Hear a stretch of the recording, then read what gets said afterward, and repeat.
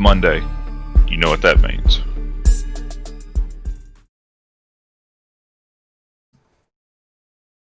What is up, everybody? Welcome once again to another fantastic episode of SAP Wrestling Review. I am one of your hosts, 617. This guy over here to my left is the one and only, the man, the myth, the legend, the undisputed Puppet Master 2191.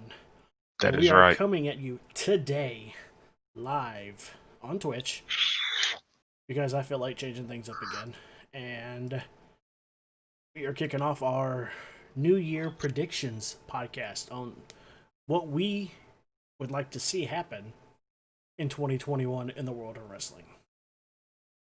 You know, I feel like just kind of swinging a haymaker right out of the gate. Well, before we get that, before we jump into that, let's go back to AEW last Wednesday. The amazing show. Fucking awesome show. Best show there's been. Perfect way to tribute to end the year Yeah. and to dedicate to the man Brody Lee. Probably the best show that I've seen from any brand all year. The way they had everybody in the... Ironically, I think on like one of the wrestling websites that rates the shows and whatnot. Yeah.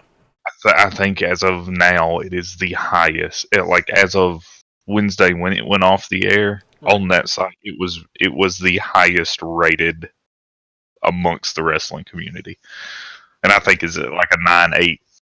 It's like at a 9.8 something. Yeah. And that's saying something because like under that is like New Japan shows and stuff like that were amazing shows. Right.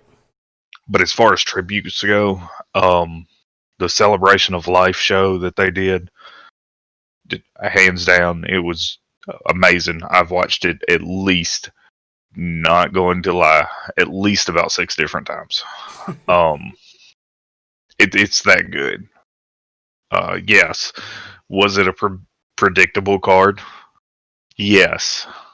But it didn't matter. It was. It didn't matter. Exactly. At the point, it didn't matter because, I mean, you knew going in, you knew who was going to win straight up.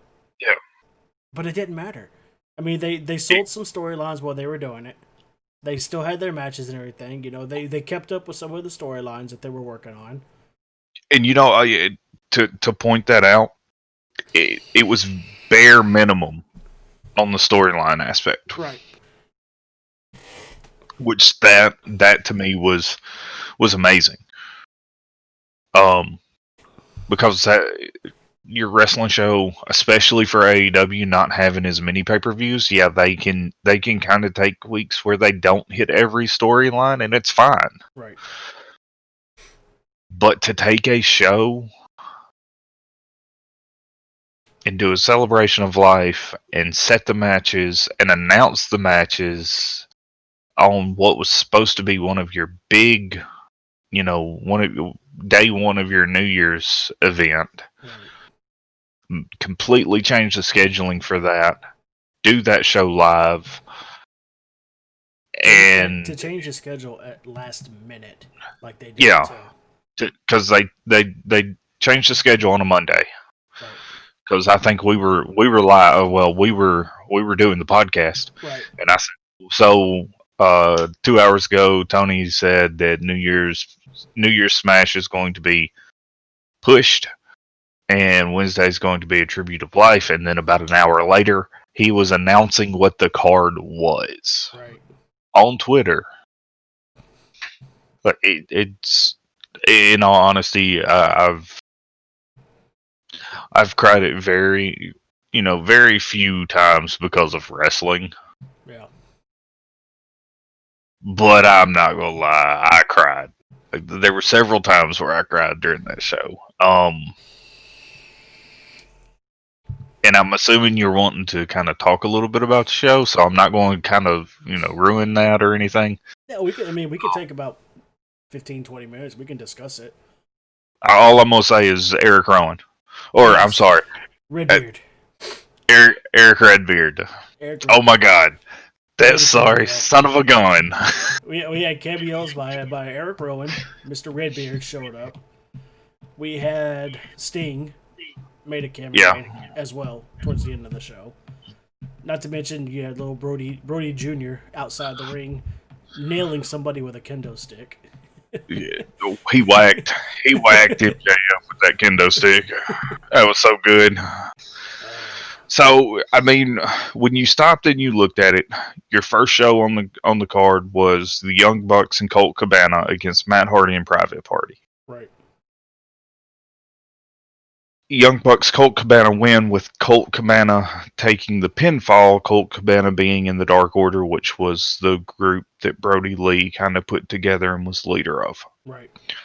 Your second match was Evil Uno, was Uno and Stu of the Dark Order, and Lance Storm. Or not Lance Storm, Lance Archer, sorry. Lance Archer, which I'll come back to Lance Archer here in a minute once I finish who was in it, against Eddie Kingston, Butcher, and Blade. Right. Dark Order comes out, all of them, including Colt Cabana, who was just in the match, and they did this all night. And then Brody Lee, Lance Archer comes out, and he looked so much like Brody. And he wasn't in the AEW Brody Lee gear. Yeah, he was in Luke Harper. He was in, well, and not just Luke Harper, but on the indies, that was the gear that he wore. It was pants, bandanas, and a tank top. Yeah.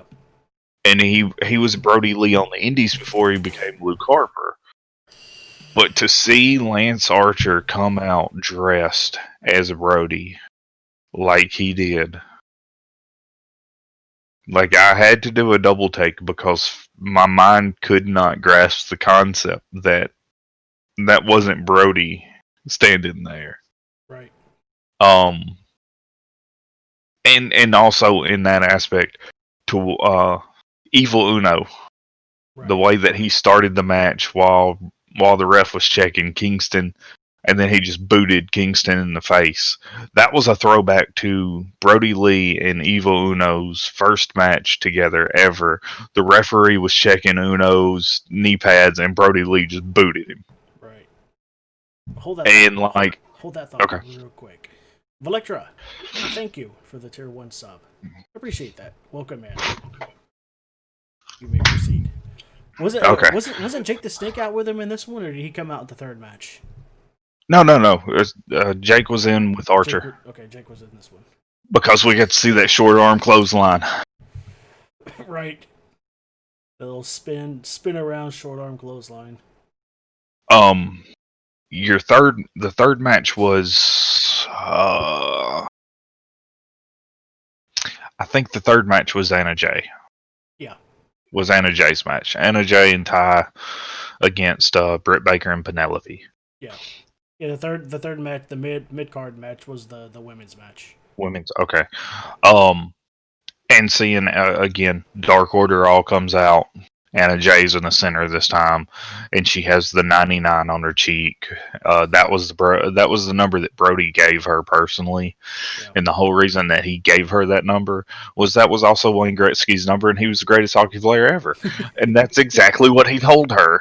Right. He said 99 represents the number of greatness, and you will be great. So that was 1, 2, 3, 4. Right? Yeah. No. 1, 2. That was the third match. Fourth match was the Brody Lee Jr. -1 booked dream match. Right. Wasn't it? Yeah. That's worth John. That was Cody Rhodes and. No, Cody. They were the last match. Cody was the last match. So the one before that was John Smith. Oh, no, Hangman. That's right. It was Hangman. It was So it was John Silver, Alex Reynolds, Hangman against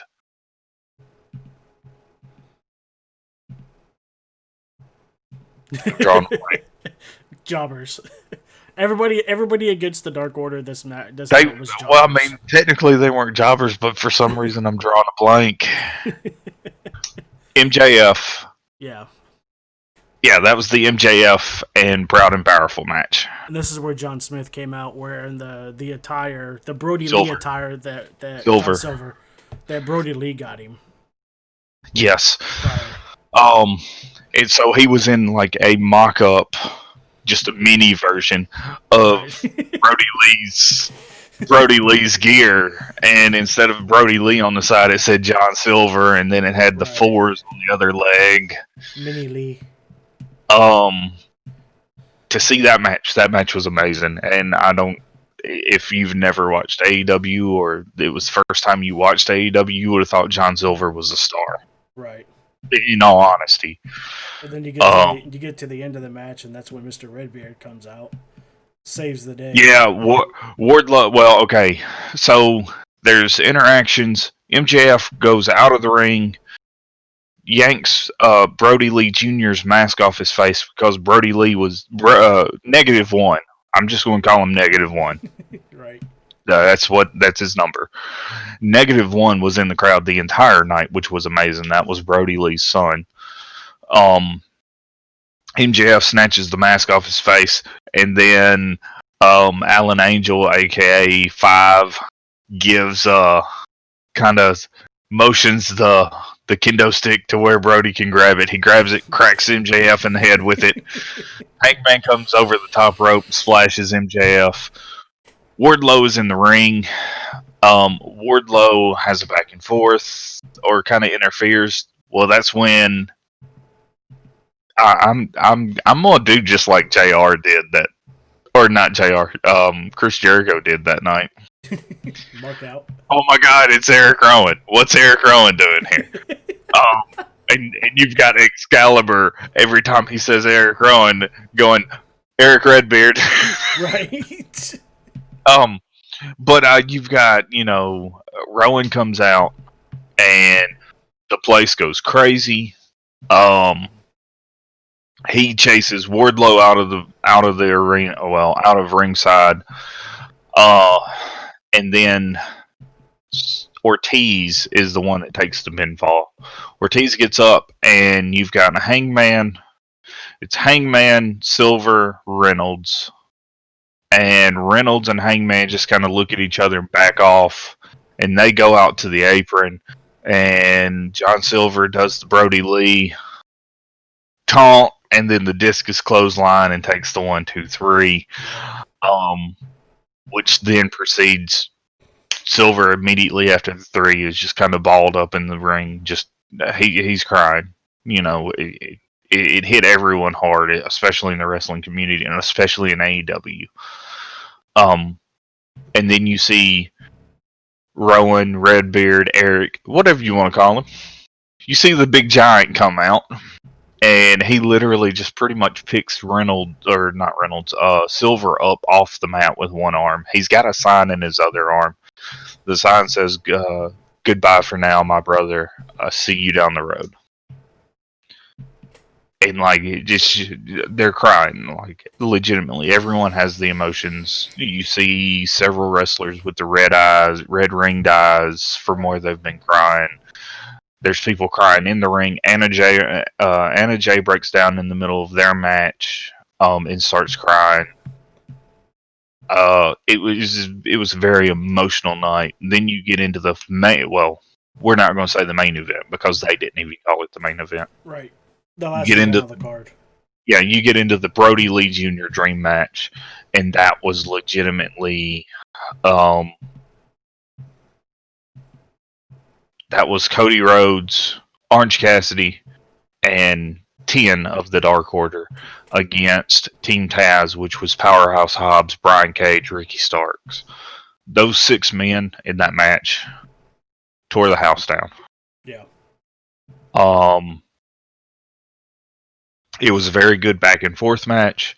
It wasn't, lopsided to one way. But you had the kind of breakdown where Taz kind of gets a chair and starts walking up the side of the ramp, Well, he's met with Arn Anderson at the other side of the ramp, who also has a chair, and it's kind of a standoff of the two corner men with chairs, and it all kinds of it kind of breaks down from there, where you have Orange Cassidy hitting the Orange Punch, Cody Rhodes hitting the Crossroads, and then feeding I think it was Ricky Starks, I think, but he feeds him into 10, who hits him with 10's finisher is basically a very strong spine buster, and that's what you have. Hold on, pizza's here. Right.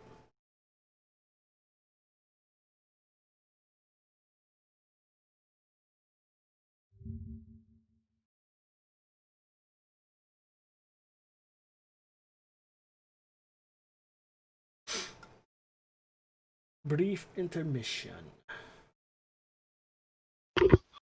Okay, so no, you have that. That's the breakdown for that. 10 takes the pinfall. All night long, it was legitimately all 5 actual matches that were Dark Order matches.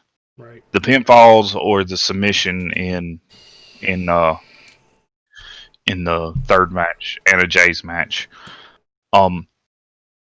Those were all the victories were scored by Dark Order members. Right.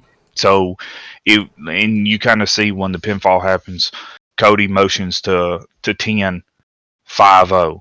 It was a 5-0 sweep for the Dark Order. Which was very significant. Because in fact, I think that's the first time. I know it is the first time in any AEW event where the Dark Order or any group had a clean sweep. Right.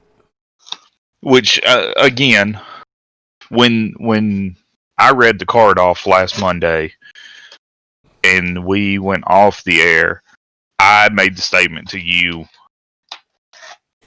I already know how this show's going to go. Yeah, we hit on that. We knew the Dark Order was going to win every match.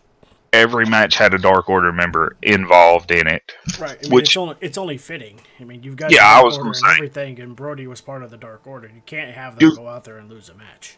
Yeah, I was going to say, don't get me wrong. I didn't have a problem with it. Right. I think that was the most lopsided show you could have made, and it was an amazing show. Completely one-sided, but they put it on like they were supposed to. Yeah. Not to mention, like I said, you got Eric Redbeard that made a cameo in there. You got Sting that made a cameo. At the end, he came out and saved Cody Rhodes and all them from the beatdown they were about to get. You got Jake the Snake, who came out and gave the discus clothesline. I mean, you had pretty much everybody was there. Arn Anderson, you said Taz was there and whatnot. And then you come to the close of the show, and you had Jericho on commentary, which Jericho on commentary is gold anyways. Right, yeah, Jericho. So you had, what was it, Jim Ross, Tony Schiavone, and Chris Jericho on commentary? No. Jim Ross wasn't there. Okay, Schiavone was there. It was Jericho. No, it was Jericho, Excalibur, and Tony Schiavone. I want to go back and rewatch it because I could have sworn I heard JR at some point on there. I'll have to rewatch it again. But, yeah, I don't. I mean, it was, as far as I remember, it wasn't. And then you get to the close of the show, and you've got Brody's wife comes out with Brody Jr., and they're carrying his wrestling boots. And they get to the center of the ring, and they put the boots in the center of the ring, which everybody knows in any sporting event, when you leave your boots anywhere in whatever the field, the ring, whatever, it's a symbol of retirement. Basically bringing Brody Lee's career to a close officially. And at this point, Tony Khan comes out carrying the TNT Championship belt. Well, you're also forgetting Cody covering the boots with the purple bandana. Right. Cody covering the boots. Tony Khan comes out with the TNT Championship belt. He gives his little speech. He awards the belt to Brody Jr., declared him, as he put it, the TNT champ for life. And then we later, after the show went off the air and after the podcast, After the show went off the air, we later found out that they're planning to redesign the belt. So that particular design is being retired, but it doesn't take away from the fact of what they did to honor Brody Lee. So now the TNT Championship belt will be in his house forever. Not to mention Brody Lee Jr. has a contract with AEW. Yeah, that on its own speaks. So in 10 years, we'll be seeing Brody Lee Jr. in the ring.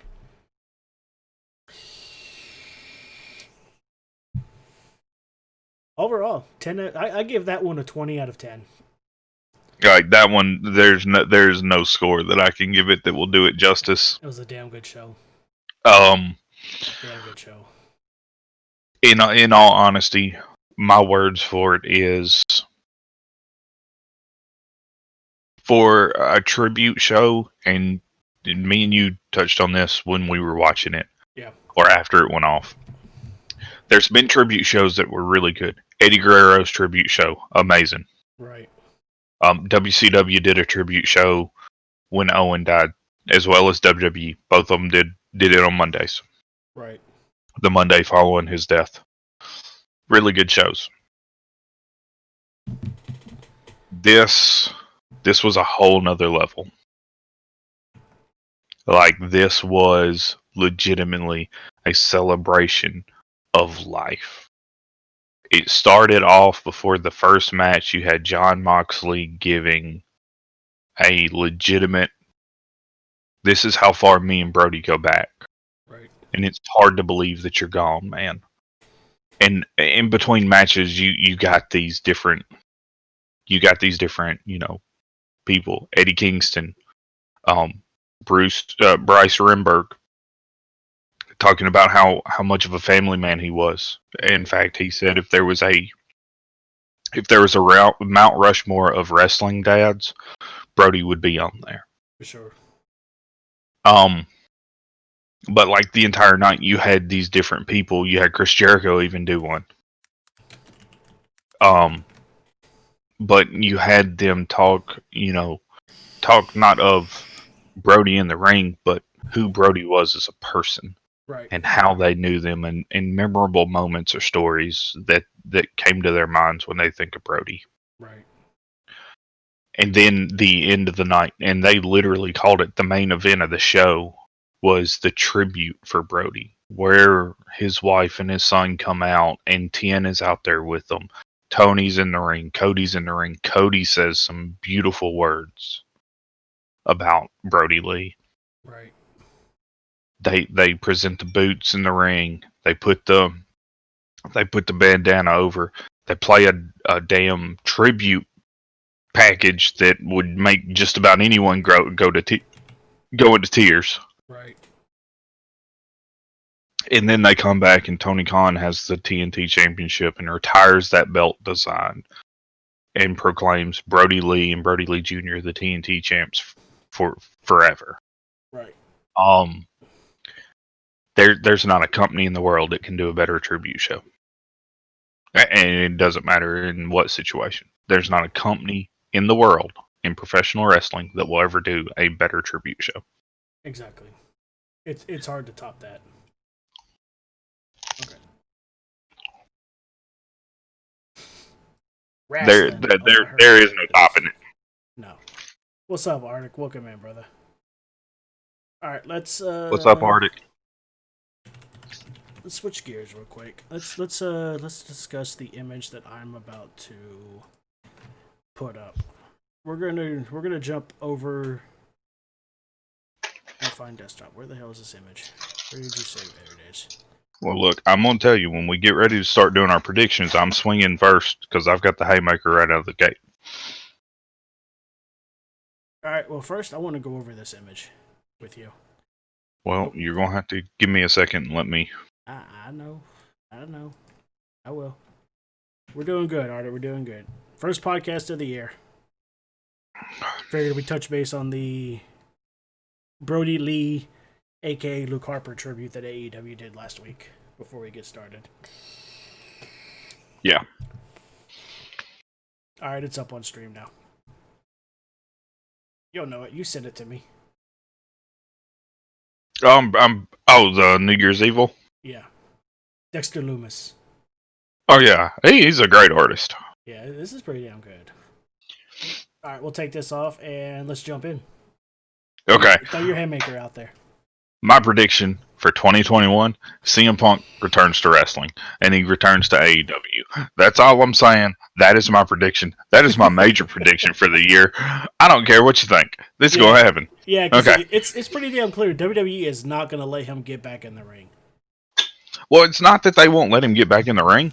They don't have anything there that he's not done. AEW does, and he's made that statement. If he was returning to wrestling, it would be under the right circumstances, and it would be for something new. Right. And he has made the statement since then that he would like to have a match with Kenny Omega. And the best way to do that is the only way he can do that with AEW. Yeah, that's the only way. I can get behind that. I agree with that. I can agree with that's that. That's going to be my oh my god shocker moment.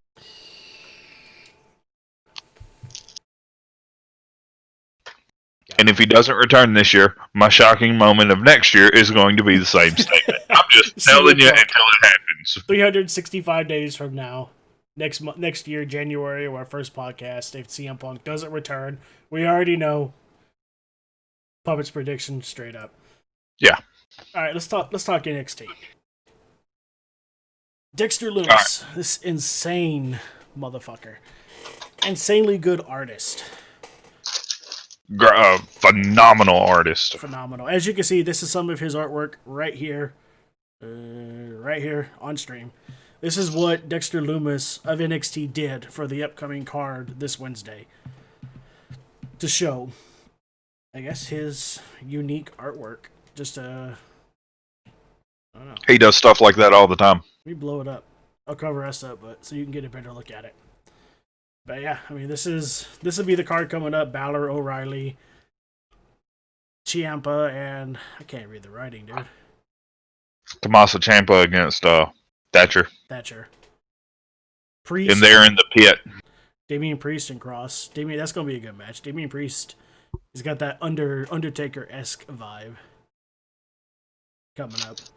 Yeah, wait till you see Karrion Kross though. Yeah. Can't wait for that one. Last woman standing match. He didn't put the names of the women on there. Rhea Ripley and Gonzalez. Okay. And Grand Malik versus Escobar. And then I like how he just put himself in there for the hell of it.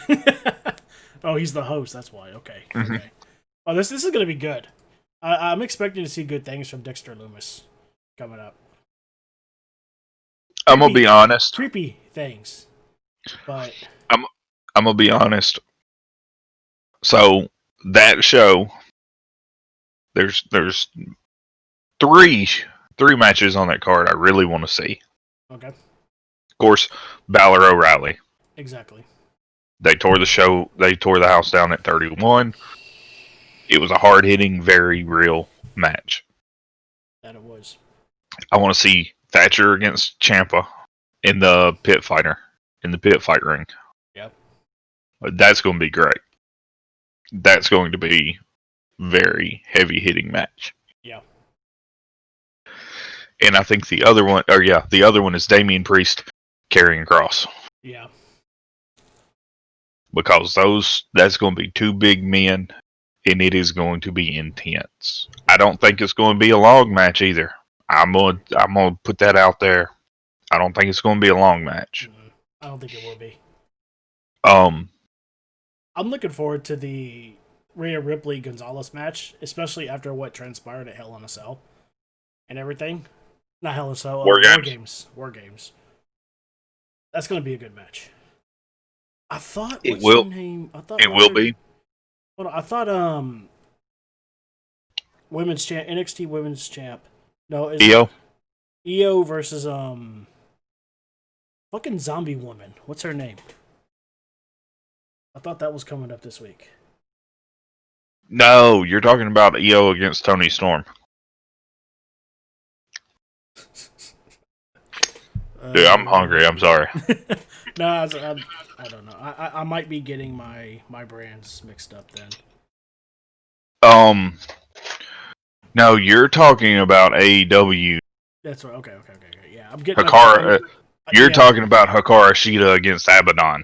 yeah. I'm getting my brands mixed up. Okay, so NXT. My prediction: NXT is still going to top the charts when it comes to WWE brands. They're going to smoke the hell out of WWE Raw and SmackDown. Mainly Yep. because there's better storytelling, and there's more storylines going on in NXT than there is going on in Raw and SmackDown. I mean, straight up, you can't. Raw and SmackDown can't compete. You know, they like to say we're the big boys playing everything, but they cannot compete with AEW right. Not AEW, NXT right now. I got AEW on the brain, dude. Watch It's fair. two fucking episodes of AEW, and I'm already hooked. It only took you 6 months to get me to watch it. See, had you watched it sooner, Exactly. this podcast would be an entirely different podcast. Exactly. If I watched NXT sooner and everything, I mean, I'd like to see Dexter Lumis as champion, but at the same time, I don't want to see Dexter Lumis as champion because the way NXT has been in the past, 90% of the time when somebody wins the NXT championship, 3 to 6 months later, they're on the main card and they fall down the ranks. They're no longer headlining, they're mid to bottom card, especially if they don't fit Vince McMahon's image that he wants and whatnot. That's true. Minus 3 people. Oh, Adam Cole, Tommaso Ciampa, and Johnny Gargano. Those are 3 that have been NXT champion and have not went to the main roster because they refused to. nice. Although I can say one thing that I could see happening. I think Dexter Lumis would fit in well in the Bray Wyatt Fiend storyline on the side of Bray Wyatt. Like his character would. He's got that fucking look, man. His character that would. demented psychotic look. You know, he kind of reminds me of back in the day of Psycho Sid, when he would just sit there and just stare you down and just like scare the ever loving piss out of you. Yes. And whatnot. He would be a good fit. I'll be honest with you. I think with Lumis, I think him chasing the title is more interesting than him capturing the title. To me. Kind of like The Miz. Yeah. The whole Miz storyline, it was the chase to get the money in the bank, not the chase to get the championship. Yes. So yeah. I think for Lumis and Lumis's character, especially when you look, you've got Karrion Kross who's coming back from injury, who literally beat Keith Lee with a tore shoulder, right, to get the NXT championship. Right. Never got to defend it, had to relinquish it due to injury. Right. You've got Finn Balor, who's on top of the food chain. Right. You've got Kyle O'Reilly, you've got Adam Cole, both undisputed heirs, both are main event. Right. You got Tommaso Ciampa, who was former champion. I don't think you have to worry about Johnny Gargano right now because he's dealing with his whole his North American Championship. Right. Which is fine. But like just the 6 that I named off, Karrion Kross is going to be a problem. Especially with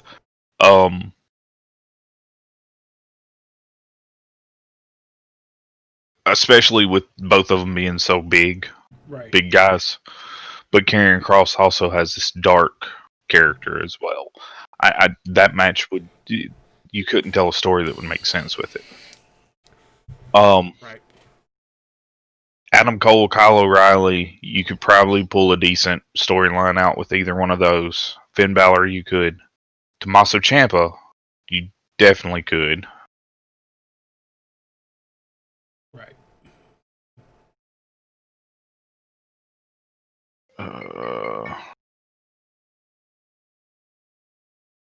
Hold on, I'm gotta take a call. All right.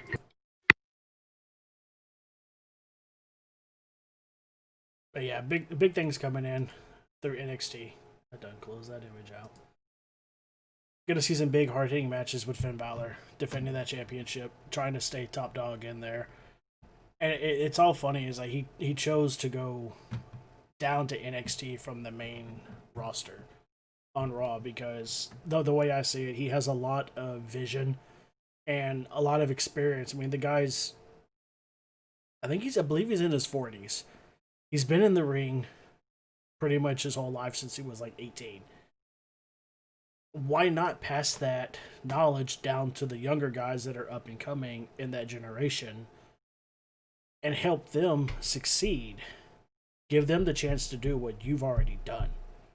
Why stay in the main roster and risk getting seriously injured to the point that you're forced to retire because you can't wrestle anymore?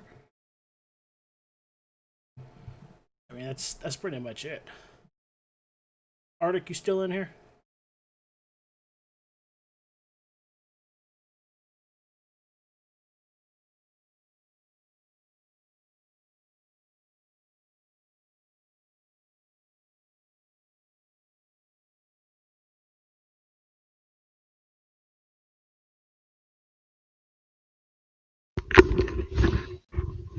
All right, I'm back. Welcome back, dude. Everything cool? Yeah, it's the wrong number. Wrong number. But all right. So what was you talking about? I was talking about Finn Balor stepping down from the main roster and going down to NXT, and I see that as his chance to, since he's in his 40s at least, a chance for him to take the knowledge that he's learned over the years, that he's been wrestling through all the different organizations, and passing that knowledge down to the younger generation that's up and coming, giving them more of a chance to be successful in the business like he's been without the serious risk of being injured from the grueling demands of the main roster. Use close on age. 30, what, 38, 39? 39. Yeah, he's close to 40. I mean, technically, he's almost beyond the retirement age for most professional wrestlers. So, See, here comes the funny thing. And since this is our prediction thing, I'm going to point out that how a lot of the main guys now right, are in their mid to late 30s yeah, or early 40s. Shinsuke Nakamura is 41. AJ Styles is 43. Seth Rollins is 34. Like, I think when you look at it, how they work and how they're working out now, I think they're going to have a much longer career. As strange as it sounds, because like Finn Balor and Finn Balor, Shinsuke, and Seth Rollins are all like CrossFit. That's how they work out. CrossFit. yeah. So it's weights, it's cardio, it's rounded. Right. Do you say Seth I mean, Rollins? it's not just Yeah, you said Seth Rollins in there too. yeah. Yeah, he's the one that introduced most of the people into CrossFit. You know, CrossFit used to be laughed upon by people that, you know, they go to the gym and they do the treadmill, then they basically hit the weights and everything. But CrossFit's a good way to get everything mixed in. Mm-hmm. And a lot of your athletes that are coming up now are starting to get into CrossFit, and a lot of them are starting to get into Krav Maga as well, because it's an all-around workout on top of the martial arts skill that it is and shit too. So I mean, it's not just about hitting the treadmill, hitting the elliptical for an hour or two, and then pumping And then weights. just weights. Right, Yeah. and then pumping weights. I mean, you're not a bodybuilder. You got to have stamina. You got to have endurance. You got to be able to go 20, 30 minutes nonstop in a ring without a break. So I genuinely see like the career span going out probably another 10 years.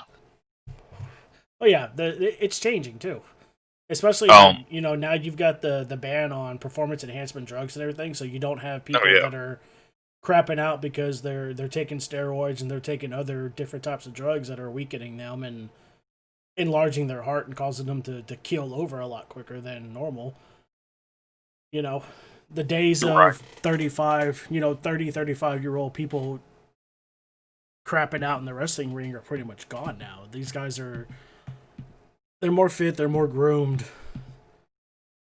I really don't want to say that they're going to go to their 50s, but some of them may. If they can keep up the same lifestyle and the same eating habits and everything, they may actually be able to continue to do what they're doing in their 50s. I'll tell you right now, I could see Finn Balor going until he's like 55, almost 60. Yeah. Because, in all honesty, he doesn't look like he's 39, as is. No, he don't. He looks like he's in his 20s. That's like when I first saw him, he made his debut, and I watched him on NXT, one of the pay-per-views, a couple years ago, before he moved up to the main roster, and I was like, this kid, he's going to go a long way. Then I went over to my other monitor that I have here, and I pulled him up on Wikipedia, and he's been going. And I'm like, this dude is damn near 40. And he's been going. It's like, this dude is damn near 40. Like, holy shit, he's been around the fucking block. Like, he's one of the only junior heavyweights to semi-main Wrestle Kingdom. Right. In a singles junior heavyweight match. Yeah. So, like, when you look at the stats that he has before WWE, during WWE, now, right, praise it. Dude's got experience. Yeah, dude's been around. Like he was the first non Japanese talent to really get over in New Japan. Yeah. And that's saying something, because had he not got over, then that wouldn't have led the way for AJ Styles to come over and do what he did, for the Young Bucks, Kenny Omega, most of the guys in the Bullet Club. Like, there wouldn't even be a Bullet Club without that. Right. So, like, when you stop and you, like, look at all the things that he opened the door for, and now look at where from that door opening to what we have now. Right. Like, in all honesty, he's one of the guys that opened that path for us to be in the state of wrestling that we're in now. Exactly. Because had the Young Bucks, Kenny Omega, and Cody Rhodes not got over in New Japan, right, there wouldn't be an AEW right now. Exactly. It'd be WWE with their failing ratings and everything, topping the charts. Ring of Honor, unheard of by most people. Impact Wrestling has kind of gone the wayside. It's not as popular as it was.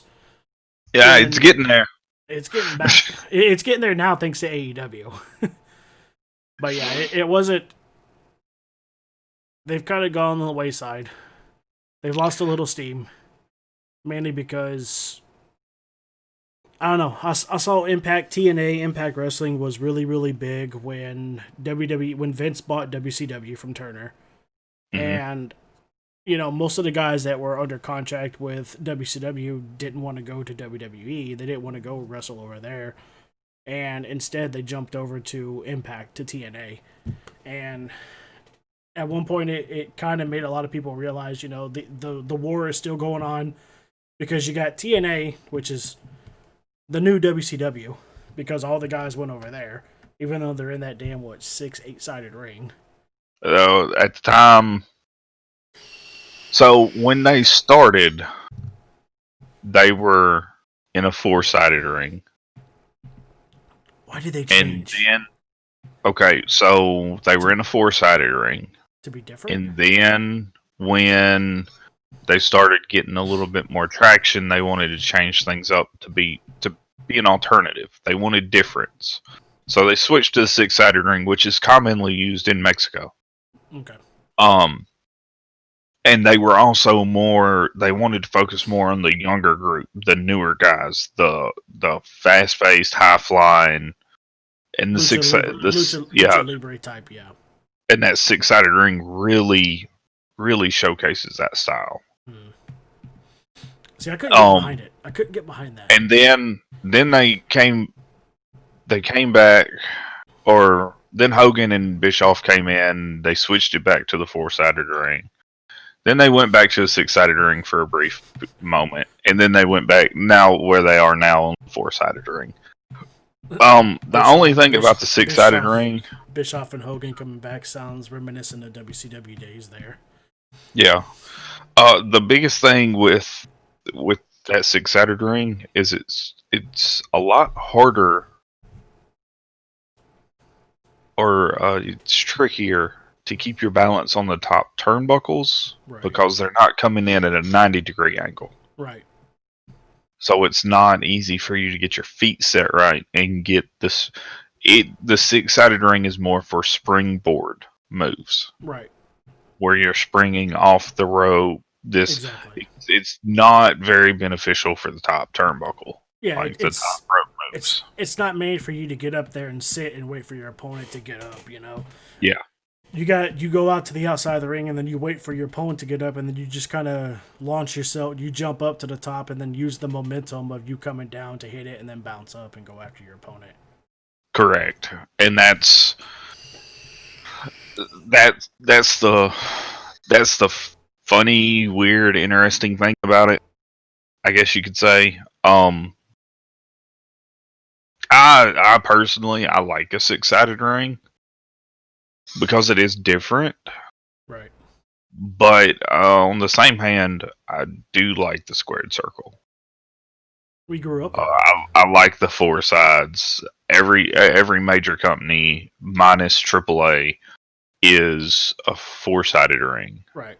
Plus, not to mention, we've been watching wrestling since the 80s, so yeah, I mean, it's what we grew up with. It's what we know. I mean, you look at AEW and WWE; they're both running 22 by 22 size ring. New Japan is running a 24 or 26 by. It's either 24 by 24 or 26 by 26. But their ring is bigger. Right. But it's still square. I thought WWE was 20 by 20. Or did they go up on it? Well, it used to be a 20 by 20, but then when the product changed, they upped the size of it. Yeah, because I remember Stone Cold talking about his days in WCW, and then when he wrestling in the 16 by 16 ring that they use, and then when he moved to WWE, he's like it's a big difference, because when you're in WCW and you're on that 16 by 16 ring, you run off you throw your opponent into the ropes and everything. You got to be quick because he's coming. But with WWE, he's like, it's easy to botch stuff because you got an additional 4 feet. So you whip your opponent into the rope, and then you got to kind of pause for a second because it's going to take them a little bit longer to get back than with that 16-footer that they were running. But yeah, you stop and you look at it, and it may still be a 20 by 20 on both AEW and WWE. I know New Japan, I'm pretty sure it's 24 by 24. But their ring is much bigger. But the whole reason they have that bigger ring is they have a wider apron on the outside. All right, WWE and AEW use a 20 by 20. Mm-hmm. World Championship Wrestling and ECW. They were 16 by 16. While on the pad, and Impact Wrestling and Ring of Honor currently use an 18 by 18. Okay. Let's see. Wrestling rings on Wikipedia. Yeah. So WWE and AEW are still in the 20 by 20. And Impact is using the 18 by 18. It doesn't say what New Japan. What size is New Japan ring? I know it's not a 20 by 20. NJPW Wrestling Ring Dimensions. On Reddit, people are saying 20 by 20. No. Can't be. Alright, let's see. Other Reddit. Now, so unless they're taking like the diameter from like the ring rope to ring rope, which would be 20 by 20, but their apron Yeah. has enough room for them to stand both feet sideways comfortably. Yeah, so that would be 22 by 22 then. Yeah, it'd either be 22 or 24. Right. But I mean, rope to rope, yeah, it's probably 20 by 20 because the ropes are brought in more, and like that I could see. But like the ring total, no.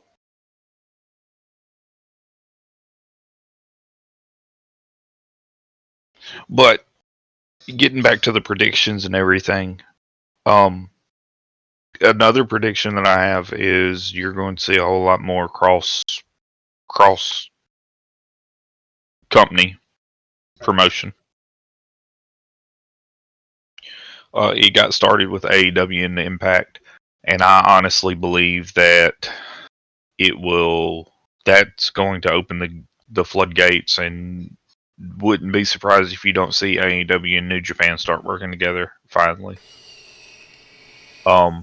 Which if AEW, New Japan, and Impact are all working together, that's going to be a nightmare for WWE. Their ratings are already low.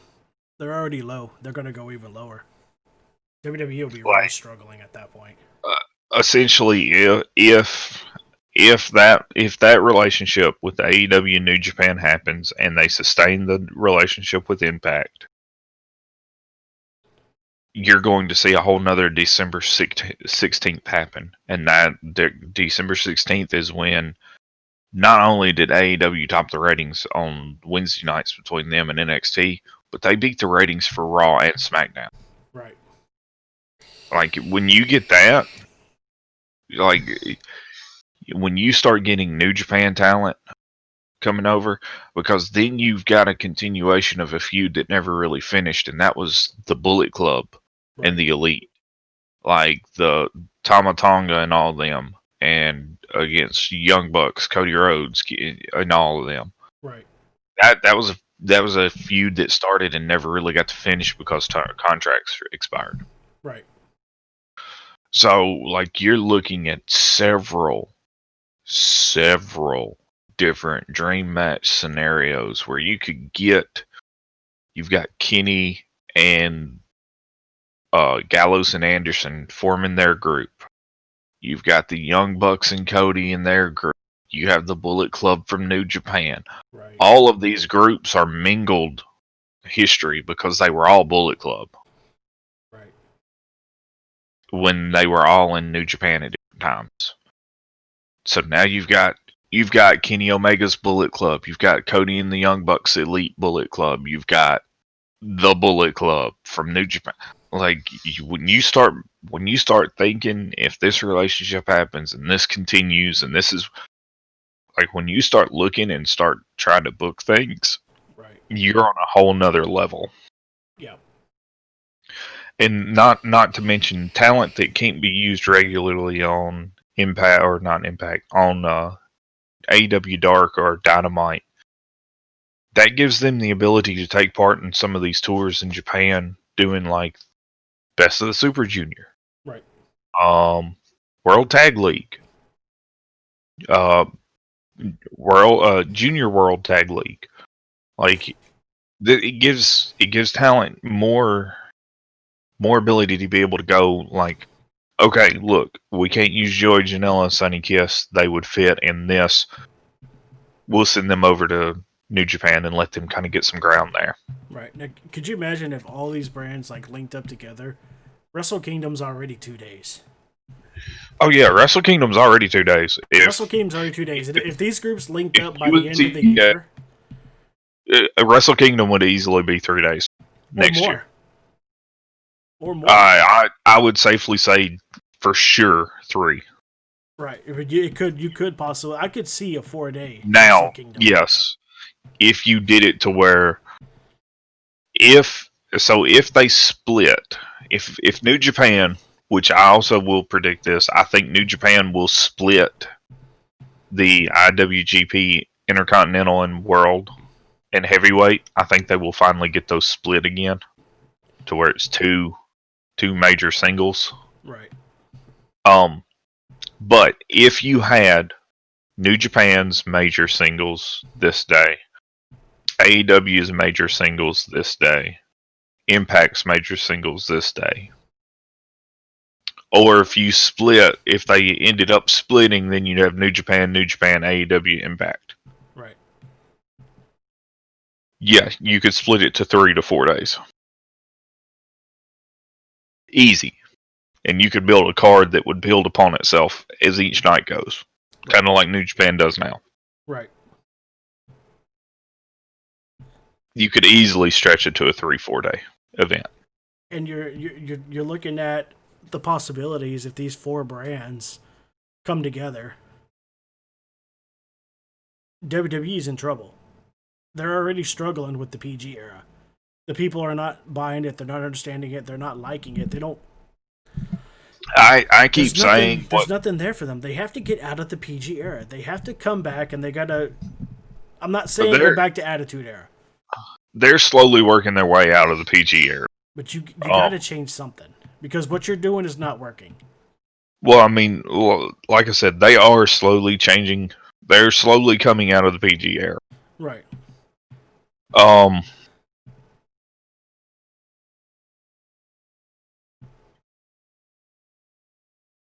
But they're not doing it quick enough, unfortunately. Oh, and they're not going to be able to get it done quick. Which is sad to say. But they're not going to be able to get it done. They're not going to be able to go from PG-13 or PG to the next rating. Right. Right? They're not going to be able to do it in a week or two. Because you've already got so many storylines that are working with that PG context that you need to finish up. Now, your Randy Orton Fiend storyline, yeah, that one can transition just fine. Your Roman Reigns storyline, that one transitions that one's already transitioned. I'm gonna whoop the dog shit out of you. But I mean, that's what I'm saying. Like those storylines you have running, those are already pretty much in that transition. Your other storylines aren't, except for you may be able to take the Hurt Business storyline and say that it's transitioned. They gotta do something with that. They gotta do something. What I'm saying is, it's going to take them at least 2 months. They could be transitioned over by Mania with no problems. But is that going to be enough time to get your momentum going? Because if this Impact thing works, and then New Japan, when borders and everything open on both sides, a New Japan deal happens, if that happens, is you're changing over to a more mature wrestling show. Is that going to have enough traction behind it to compete? Because I'm telling you, if the New Japan deal does come to fruition and does happen, WWE's dead in the water. Yeah, for sure. The only thing that is going to save them at that point is Vince saying, you know what? Fine, let's all work together. Exactly. I mean, right now, they're already up Schitt's Creek without a paddle. But if this AEW New Japan deal goes through, like everyone thinks it's going to, I mean, at that point, somebody's done drilled a hole in the boat and now they're fucking sinking. Yeah, I wouldn't even say it's drilled a hole in a boat. They hit an iceberg. Yeah. There's a whole side taken out of the boat. The only thing that is saving WWE's ass right now is NXT. Yeah. I got a feeling, if this deal goes down, I already know what Vince is going to do to try and save face. He's going to pull everybody up from NXT to the main card. He's going to have some kind of invasion storyline that's been done many times in the past, and it's going to fucking flop. And then he's going to get pissed with the NXT card because they're not living up to his expectations like he wanted them to. So he's going to send them back down. No, I like that. That's the thing. If the deal happens and WWE starts taking on water, the only option that they're really going to have to save is, fine, let's all work together. Let's give the wrestling community what they've wanted. Let's have one big show New Japan shows it on New Japan World. WWE shows it on the on network. WWE Network. Impact shows it through Impact Plus. AEW shows it through Fight and Bleacher Report. Right.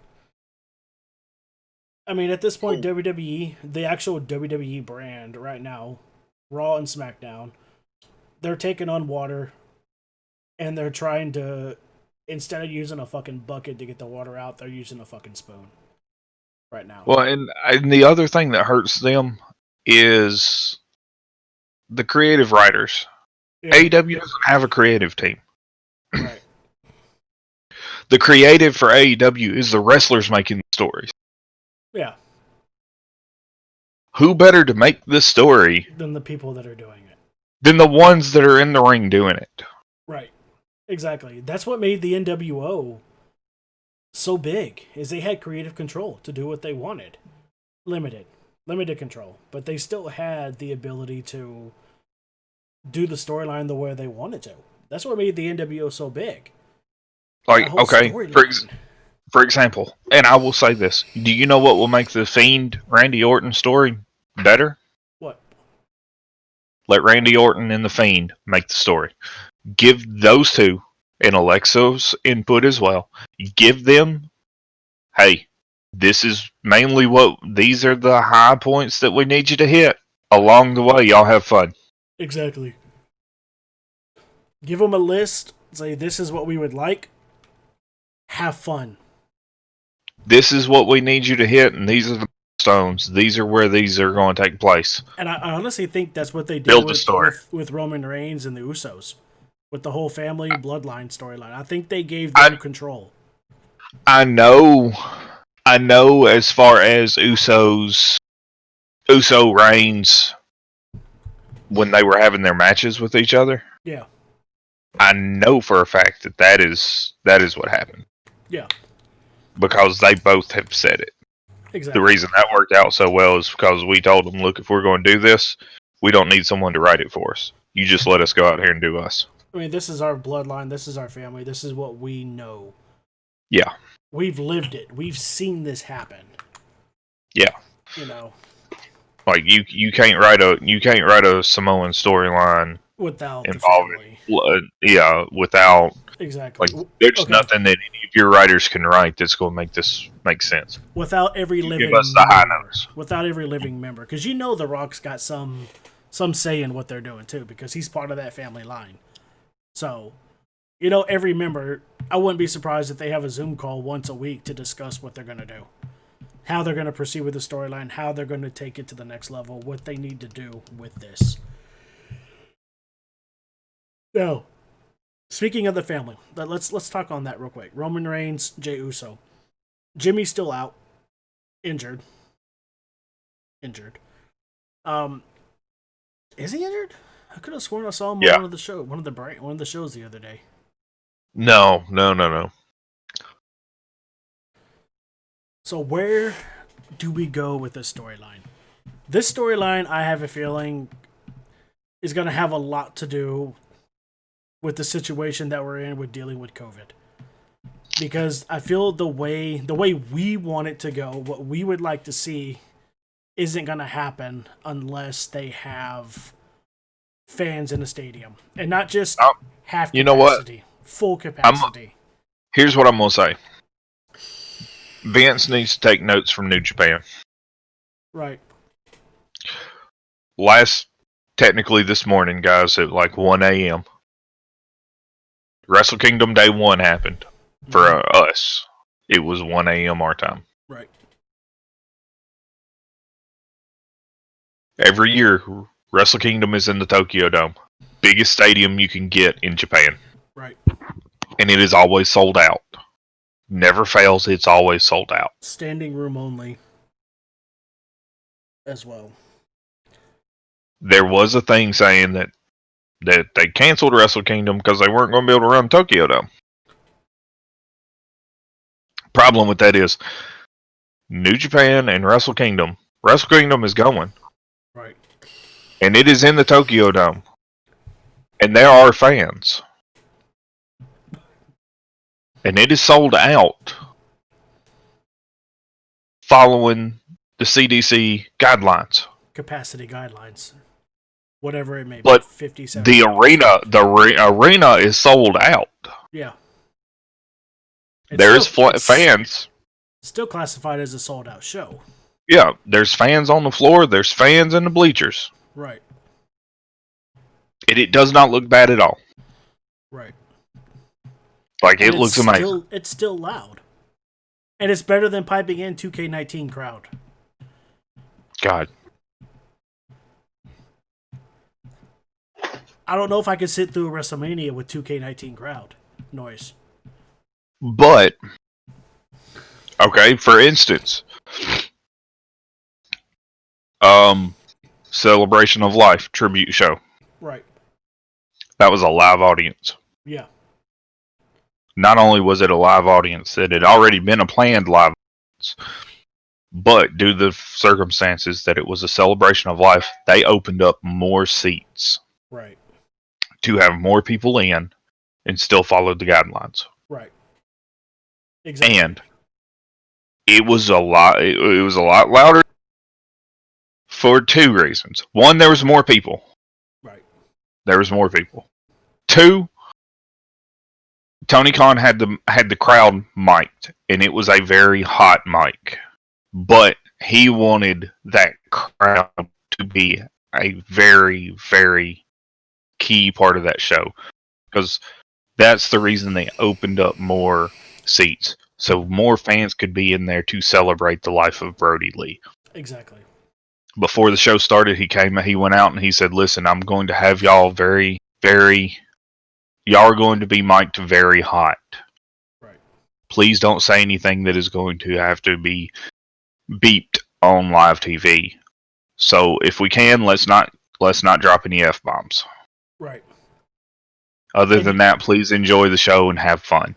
Boom. You can tell it was a lie. The crowd was mic'd, especially at the beginning when they're doing the 10 bell salute.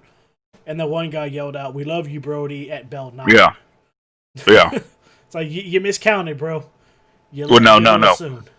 He counted right. They rang the bell 11 times. Oh, okay. So they gave an extra bell for him. The whoever was ringing the bell had lost count. Because I pointed that out when it happened. Someone lost count. Yeah. Because it's like when dude yelled, "Love you, Brody." That was the 10th bell. Okay. How do you miscount? It's the first thing you learn in elementary school. Count to 10. 1, 2, 2, 3. Yeah, normal circumstances I would agree, but that night that was a hard night on everyone. Unless he was giving one additional bell just because. I think that the timekeeper got a little emotional and just lost it. Yeah. Because there was one bell that had a little bit longer of a gap right there in the middle. Yeah. And I'm thinking that's where he lost it. And like I said, you know what? They went out, they did a 10 bell salute. They had everyone up on the ramp. They had everyone on stage like it should have been done to begin with.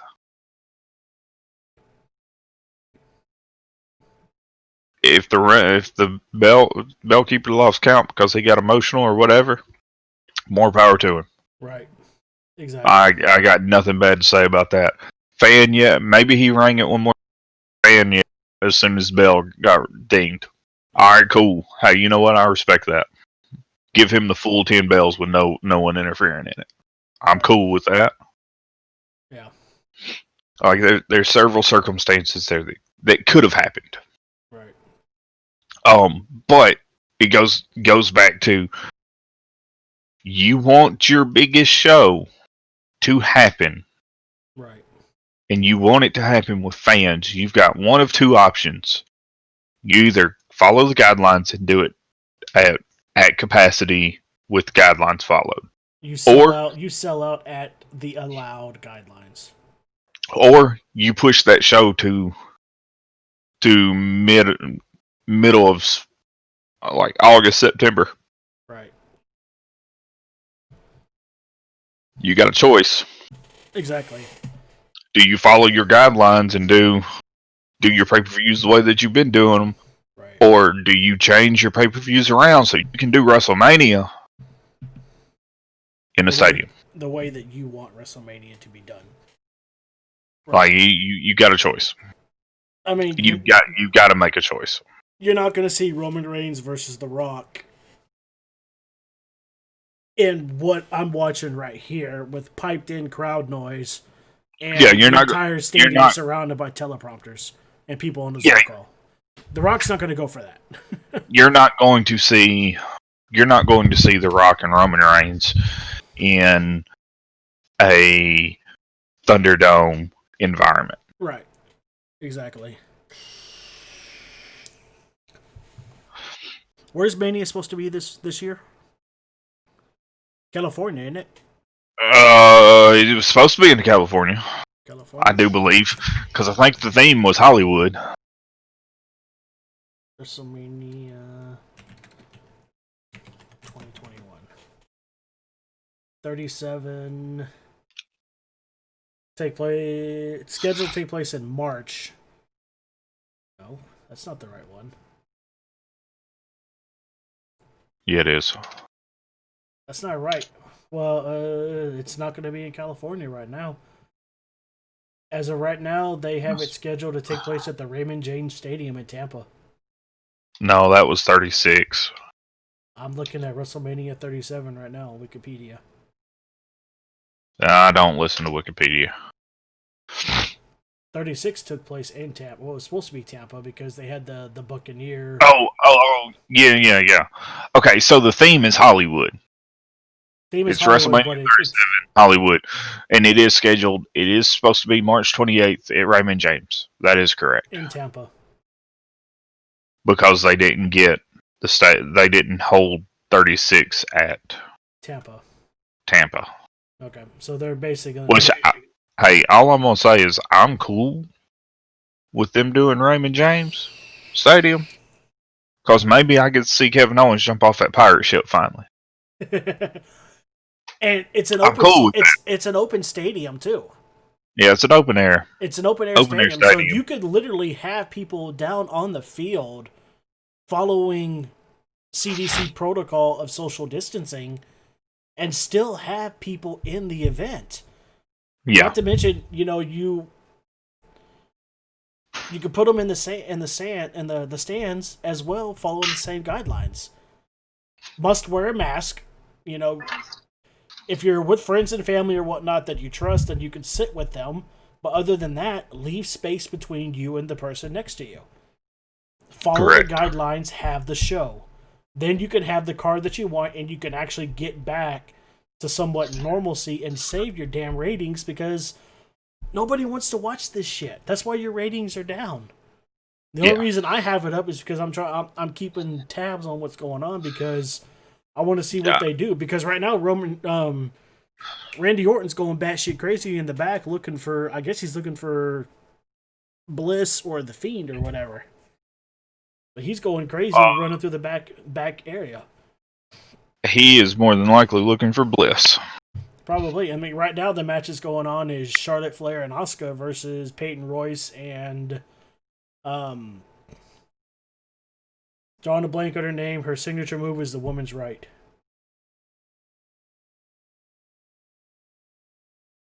Lacey Evans. Right now for the tag team championships of Ric Flair, because it's Legends Night, Ric Flair is at ringside right now. I mean, we've seen Big Show already. I haven't seen Hogan at all. He's supposed to be there. Whoa. Okay. That's new. So Charlotte was running on the ropes, and Ric Flair just tripped her. Lacey Evans rolled her up for the pinfall. Flair intentionally tripped her? Yeah, Flair intentionally tripped her. Oh, that is a plot twist. Ooh, Charlotte is pissed. Holy fucking shit. I'm gonna go back and watch that again. Rewind. Yeah. fist bump from Charlotte to Rick after she dropkicked Lacey outside the ring. Royce goes for the roundhouse, misses. Hold on. Yeah. Rick just intentionally tripped her.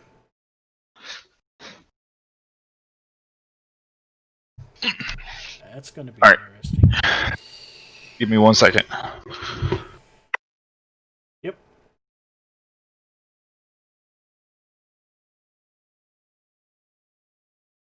Alright, chat, while he's doing that, I'm going to take a quick bathroom break, so I will be right back.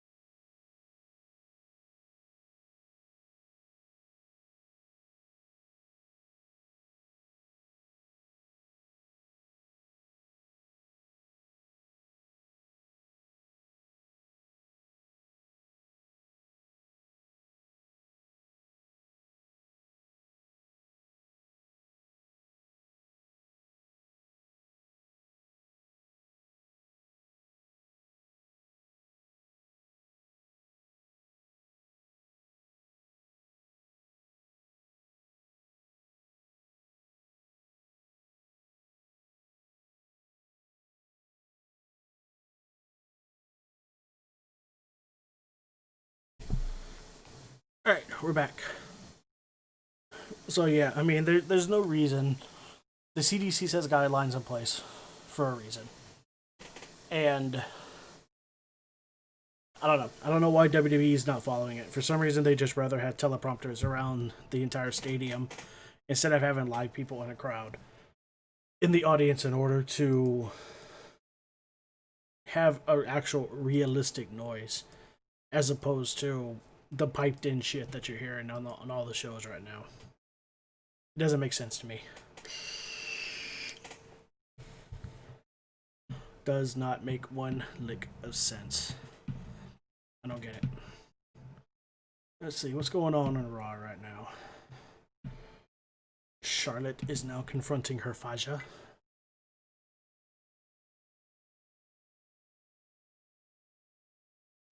Okay, I'm back. I'm sorry. Welcome back. It's alright, I took a quick break. Roommate just got back with groceries, so I was helping get those in since the other roommate is currently working. Nice. Yeah. And he also had questions about stuff that I can't really talk about over. Yeah, no worries.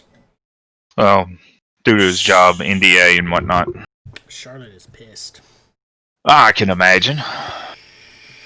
Okay, so we've touched on CM Punk come back to wrestling. Right. The cross promotion for AEW, Impact, New Japan. Yeah. In all honesty, I think it's going to open the door to a cross promotion between all of wrestling. Yeah, it's because WWE's not going to have an option; they're going to have to. Right. Now let's touch on we touched on a bit on briefly on SmackDown with the family storyline. Yeah. Let's talk about that a little bit more. Where do you think for 2021 with the way things are going right now? I mean, cases are going up. So if things continue on this trend, if the WWE does not open up the stadium to allow, minimum capacity people in the arena for WrestleMania, where do you think they're going to go with this family bloodline? It'll be Kevin Owens, Roman Reigns. If they do not open up the stadium and they do not have Roman, right. I feel like it will either be one of two people. It will either be Roman Reigns, Kevin Owens continuing through. You think they're going to be able to continue that storyline all the way into Mania? I do. Because we're looking at least 3 more months, because it's at the end of March. We're barely at the beginning of January. I do, because right now they're kind of changing to where Owens is now focusing on Jay, and he's wanting to get Jay out of the way so he can get Roman where Roman doesn't have an advantage. So sometime You probably in can the switch, yeah.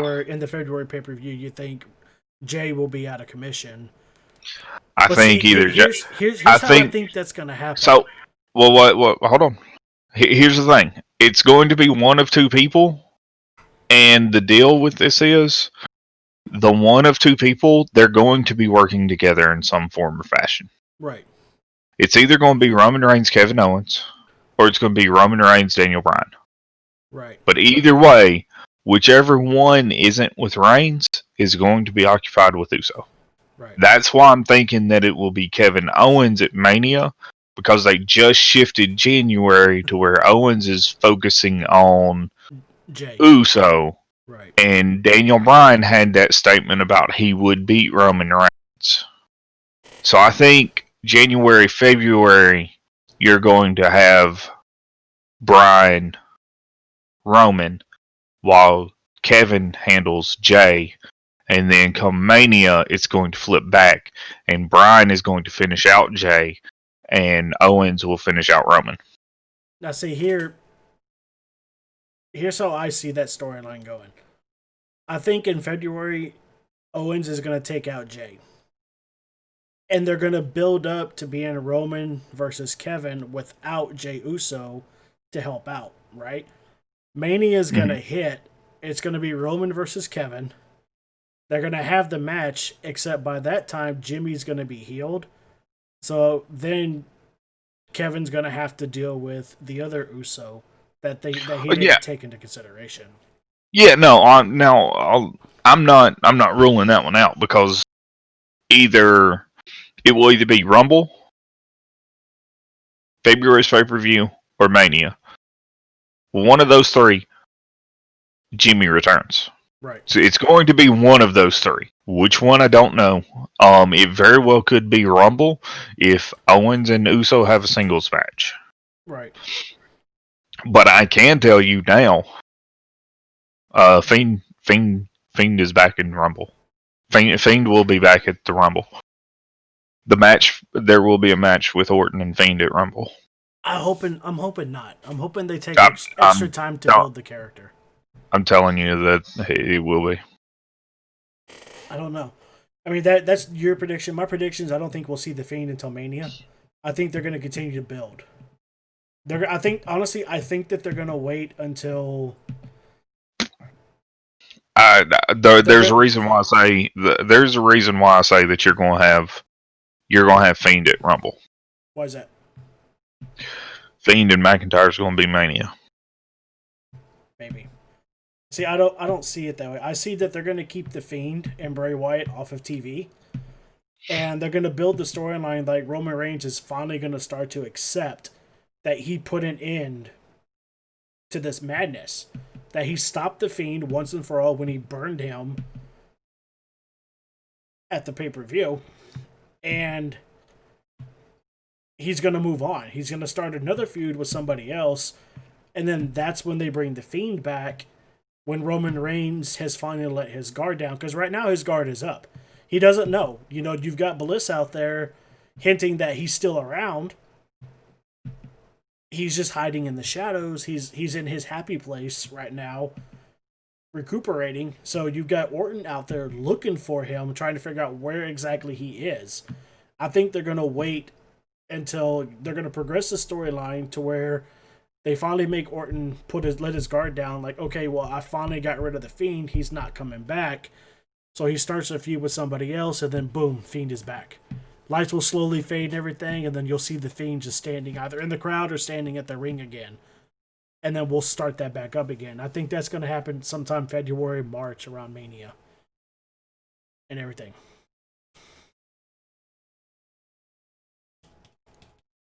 They don't need to rush this storyline. The storyline is building. They've rushed so many storylines in the past. They don't need to rush this storyline. They need to let this one play itself out.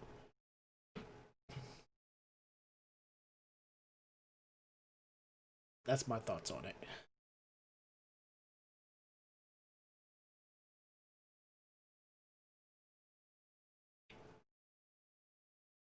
You still with me over there? I am. I'm just reading a recent development. What you got? Marty Scurll and Ring of Honor have mutually decided to part ways. Which is really weird because January of 2020, Yeah. Scurll had signed a multi-year contract with Ring of Honor and was their head booker.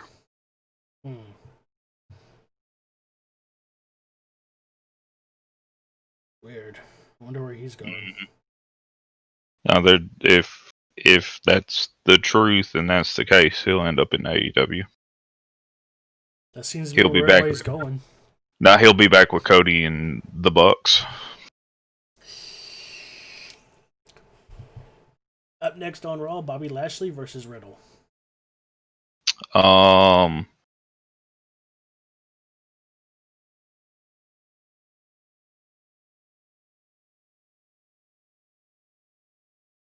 let's see. We've touched on the family. Oh wow. So FTR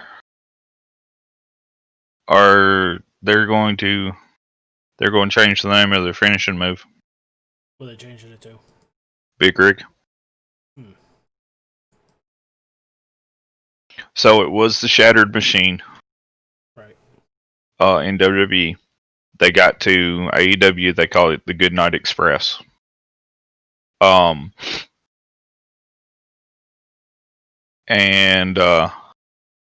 Dax of FTR, which was Dawson, after speaking with Amanda and getting her blessing, we've decided to change the name of the Goodnight Express to Big Rig. This is our way to keep a bit of his legacy alive in professional wrestling. We love you, Brody. Can't wait to see you again. Nice.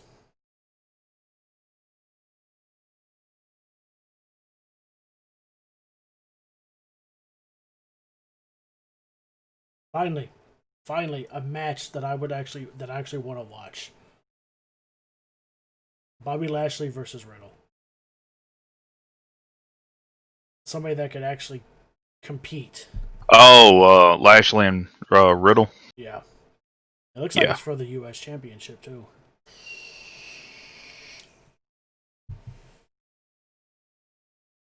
But yeah, let's see what else is going on SmackDown.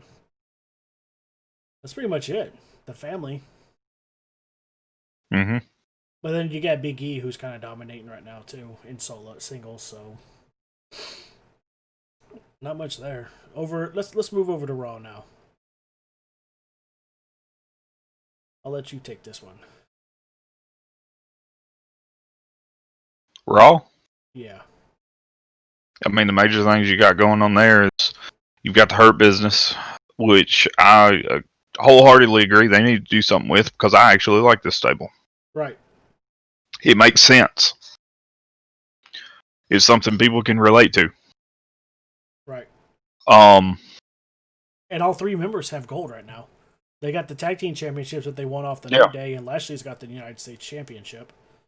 Right now, he's getting his ass beat by Riddle. Then you have the Fiend. Right. Fiend and Bliss and Orton. Fiend, Randy Orton, and Bliss. And you also have McIntyre, Keith Lee, Sheamus storyline.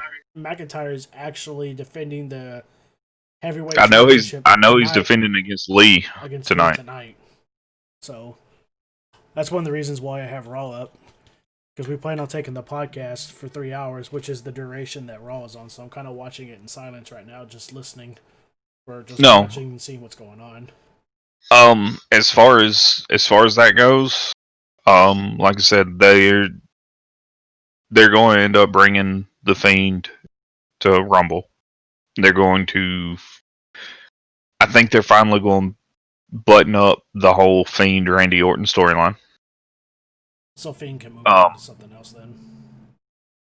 And in the time of doing all of that, then you're going to have McIntyre buttoning up this whole thing with Keith Lee or Sheamus, and then the next month is going to be whichever one it wasn't the month previous. And then you're going to lead into Mania with The Fiend, McIntyre. I'm going to call this one, and I'm going to say this. I have one of three people winning the Rumble. Okay. It's either going to be Daniel Bryan, Kevin Owens if he announces he's in it, or The Fiend. Which would set up perfectly for Mania. Because if Owens or Bryan win the Rumble, then they can go after Reigns. Yep. And if The Fiend wins, then he can go after McIntyre.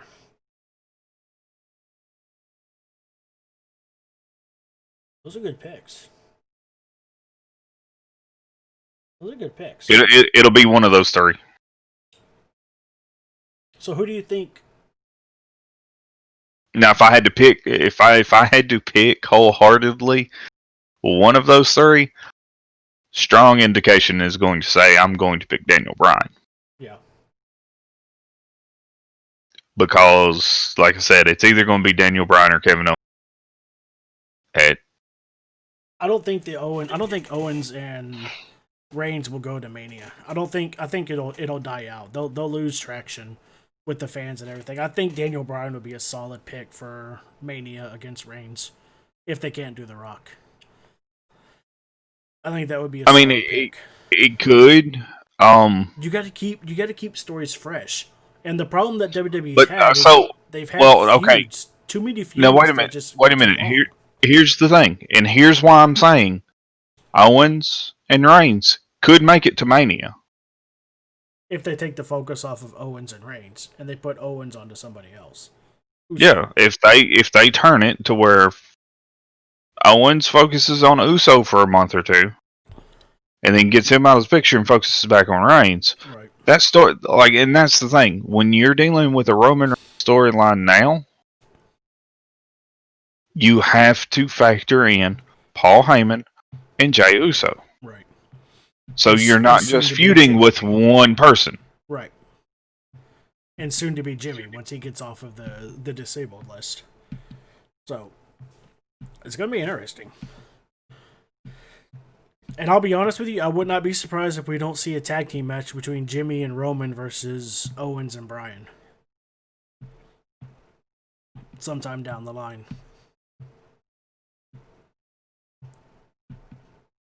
Now let's talk Rumble. Do you think we'll have any surprise entrance into the Rumble like they always seem to have? Like last year we saw Edge came in. And then we saw the brief reunion between the rated Team RKO, or rated RKO, before Orton threw him out and that started their feud that led into Mania. Who do you think will be a surprise entrant this year? I don't know. I'm still catching up on things that I missed from Wrestle Kingdom as well. I'm trying to confirm something. Okay. Surprise entrance for Mania. Or who would you like to see as a surprise entrant in Mania? Besides The Fiend. I'll be honest. I want to see Edge return again. That'd be interesting. I mean, I already feel like he's going to return at Rumble. That would actually set up what I was talking about. Like, I genuinely do think that he returns at Rumble. And think if Randy's in the Rumble and Edge makes a return, that would be the perfect setup to bring the Fiend back. Because then Randy would be focusing on Edge, and then you bring the Fiend back out, and then all of a sudden, even then, dude, Fiend doesn't even have to enter the Rumble. You can just hit his music, and he'll stand up on the side, and Edge could toss Randy out like Randy tossed Edge out last year. And hell, make it even worse. Make Randy, make it be like Randy, Edge, and like Daniel Bryan and Kevin Owens, like the top four, where Randy actually has a chance to win and go on to Mania to fight for the championship again, and then have the Fiend come out and just totally fuck everything up for Randy.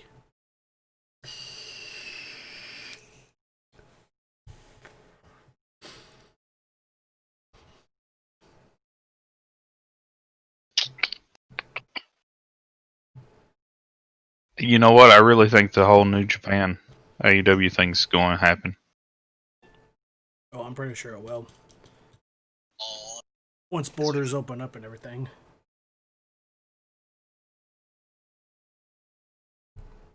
Can't do anything until they start allowing international travel more. I don't think we're going to see that for at least another 3 to 6 months. I God, I need the clip. I don't need subscriptions. Moxley was at technically Moxley was at Wrestle Kingdom Night 1. Interesting. It was a video package, and it was also shot in New Japan Dojo, LA. See, that's the thing with them. See, they could. LA has they've got a dojo in LA. So they could technically do it a lot sooner because they don't have to send the guys over to Japan to do that. They can just send it over to Moxley doesn't have to go. Yeah, Moxley doesn't have to get to Japan to defend the title. He can just. They just have to send. They have to send Kenta here, which Kenta has been here. Right. The problem with sending them to Japan, they have to isolate for 3.5 weeks. Right. So when everything wrapped up with Best of Super Juniors here, everyone that was here that was going to be that was going to be part of Wrestle Kingdom flew out that night, just so their isolation was done.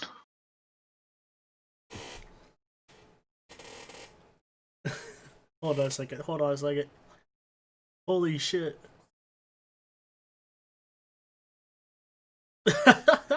Riddle just stole a victory off of Bobby Lashley. Did he get the title? That's the major question. No, I don't think it was for the title. I just think it was a feud. But it's building up for their pay-per-view. What happened was Bobby Lashley put him in the Hurt Locker, the full Nelson, and was twisting him around like he always does, and Riddle pulled his legs up, kind of like a kick type thing, and the ref ducked underneath it and went to the other side of the ropes to get away from it, and Riddle was tapping out, but the ref didn't see it. MVP saw it. Bobby Lashley felt the tap. Lashley threw him down thinking the match was over, but the ref didn't see the tap. MVP gets up on the apron and tells the ref he tapped, and the ref's like, I didn't see it. Riddle comes up and does a roll-up on Lashley and gets the 1-2-3 for the win. So Lashley lost to Riddle because the ref didn't see him submitting to the full Nelson, to the Hurt Locker. So this feud is going to carry on. So I got a feeling we're going to see these two at the Rumble for the US. Yeah. In all honesty, it'll probably be a kickoff show. Mark Henry on a fucking scooter. Dude, it's Legends Night. I know. He's on a scooter. Looks like he's got a broken leg or a broken foot. He's got one of them scooters where you put your leg. Yeah. For if you've got a messed up knee, hip, or foot, ankle, yeah. Oh, I know what Orton's doing. It's Legends Night, and Orton's the Legend Killer.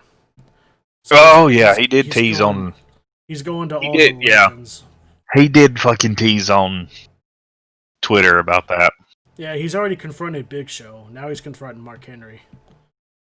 I hate to tell you, Orton, but even with a broke foot, Mark Henry can still squash your fucking ass. Look, Mark Henry's fucking.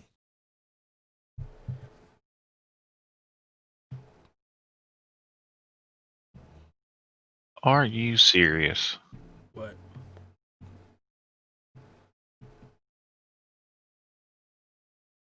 Hold on. Streamer news. Oh. So yeah, new feud coming up. Oh, okay. Disrespect. Doc apparently brought up more on his Twitch ban today. Mm. But he kind of pointed out how it happened after his charity work with the Black Lives Matter movement. Oh. Which, I mean, technically he's right. It was the next day is when he got banned. Yeah. He did the charity thing. But, alright, so new.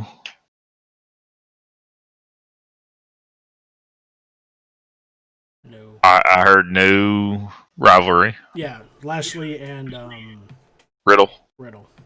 Okay. I got a feeling that's gonna culminate in not a mania, but a Rumble match for the title. Since Riddle just stole a victory from Lashley because the ref didn't see him tap. So and Lashley was fuming, he's pissed. And MVP was just yelling at the ref in the background. So that feud's not over. Yeah, no. Alright. We've touched on CM Punk. We touched on NXT. We've touched on the AEW Impact Cross promotion. cross promotion with the possibility of New Japan jumping in on that as well. Like I said, it looks like that's going to happen. We've hit SmackDown, right? Moxley's defending it. Yeah. Moxley's defending his New Japan title that he's got. Right. We've hit SmackDown. We've hit Raw. We've briefly touched on Rumble. Matches that we're covered expecting. NXT. Yeah. So let's we covered Rumble. We've somewhat covered Mania. I've seen this damn Taco Bell commercial for these nacho fries. Now I want some fucking nacho fries. They're okay. I don't like them. My roommate loves them. I just like their nacho cheese. They can put that shit on anything. I may have to get Taco Bell tonight for snack. Shit. Alright, let's see. AEW. AEW's going to take over. Yeah. That's pretty much it. Predictions, AEW is taking over. Essentially, they're going to end up taking the #1 spot. And I really do think it'll be this year. Yeah. Mainly because no one would have logically thought that they would be able to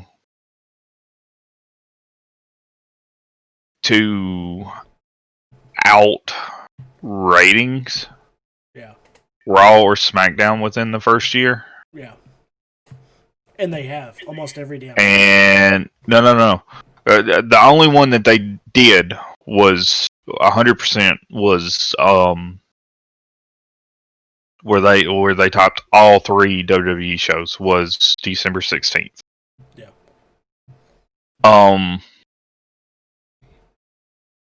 But yeah, that's definitely the fact that they did it just 2 months after their 1-year anniversary. Right.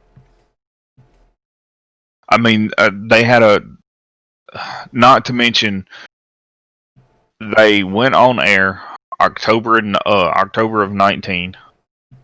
December of 19, they had announced that TNT had already extended their TV deal for like another 2 years. Right. Like they'd only been on TV for 2 months. And TNT was like, you know what, we're going to go ahead and extend this deal. Like it's unprecedented for most TV shows. Right. Realistically, it's unprecedented for most TV shows. Does Turner still own TNT? Mm-hmm. So you bet he was excited to have wrestling back on his platform again. Oh, there was a big ordeal about it. Like they had him in at Turner Tower and or the CNN towers and all that. Um, Cody Rhodes was talking about how he was in Ted Turner's office and how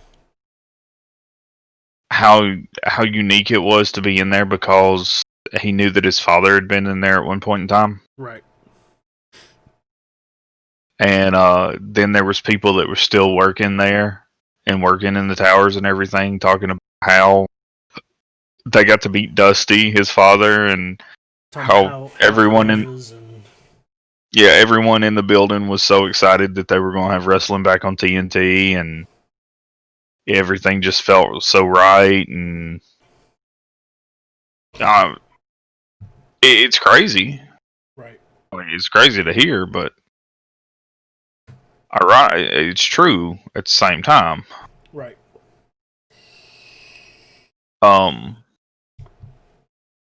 But yeah, like my predictions for 2021 AEW is top dog.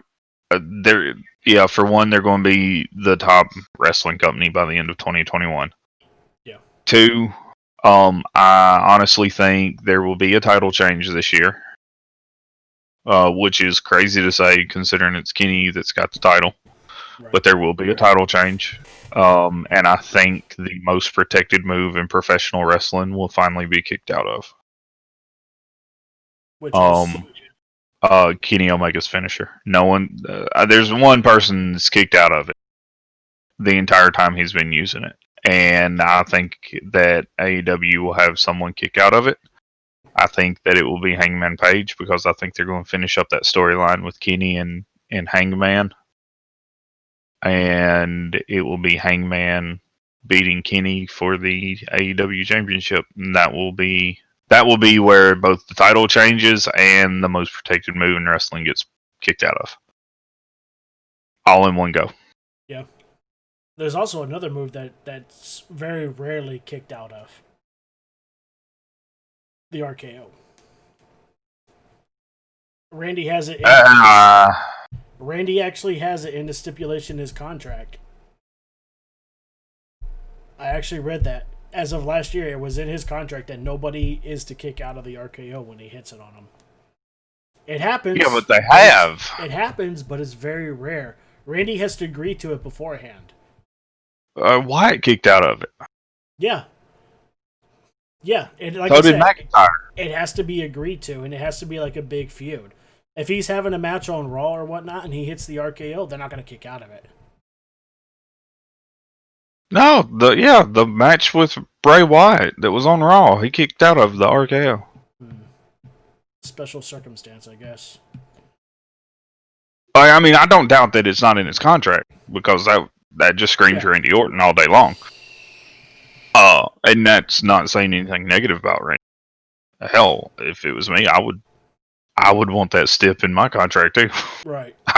Just to be honest, you know, yeah, I want that stipulation as well.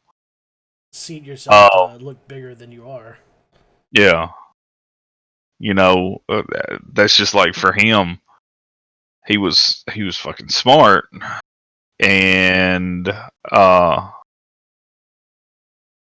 he got more money out of him because he teased that he was also talking to all of AEW when his contract was coming up. Right. And he never had spoke with anyone from AEW or, you know, Cody or any of them. It was just he tweeted a picture or put a picture on Instagram where it was all elite and this, that, and he milked him. Vince was like, we can't lose Randy. Right. What do you want? That's the thing that's different now is, I mean, like when the Superstars contract was up, they really didn't have any grounds to go on to negotiate for more money. Now that AEW is in the picture, you know, if they go to Vince and say, well, AEW offered me this, Vince has no choice but to either match it or give more money or let him go and lose the talent, another talent to AEW that's going to explode as soon as they get over there. Again, and then you run into the Miro incident. You risk another Miro incident. Sorry, if you don't know who Miro is, Rusev going out and just bashing the WWE on his debut in AEW, thus resulting in the storyline where Lana is now being bullied by all the women on the Raw roster, even though WWE has a stance on anti-bullying, which makes no fucking sense to me. And now Randy Orton is confronting Ric Flair. I would not be surprised to see Randy Orton get his ass beat by all the legends at the end of this. I mean, it's happened once already this year. Well, not this year. It happened last year. Yeah, I wouldn't be surprised to see that. Get them all in the ring and then have them all just beat the ever-living shit out of him. And then have The Fiend appear.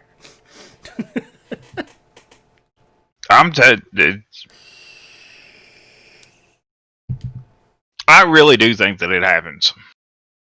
I think that I don't think The Fiend appears tonight. Nah, probably not. It's too soon. But I do think he appears next week or the week after. Possibility.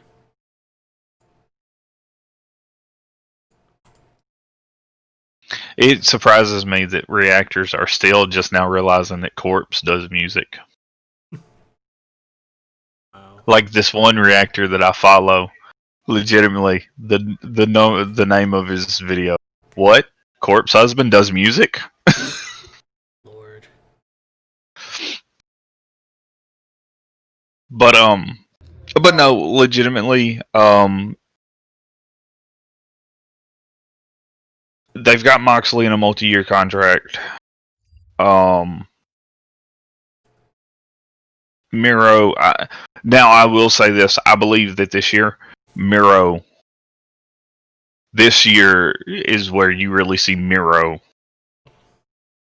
in the main event picture, like realistically.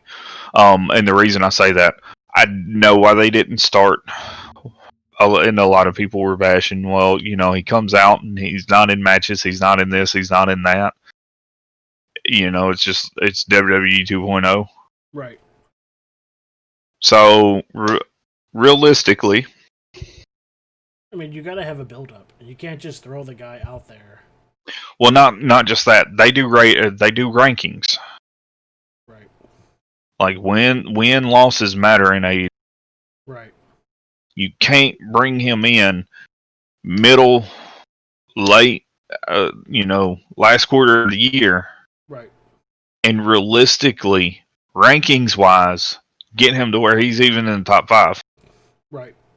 Now, at the beginning of the year, they reset the ratings.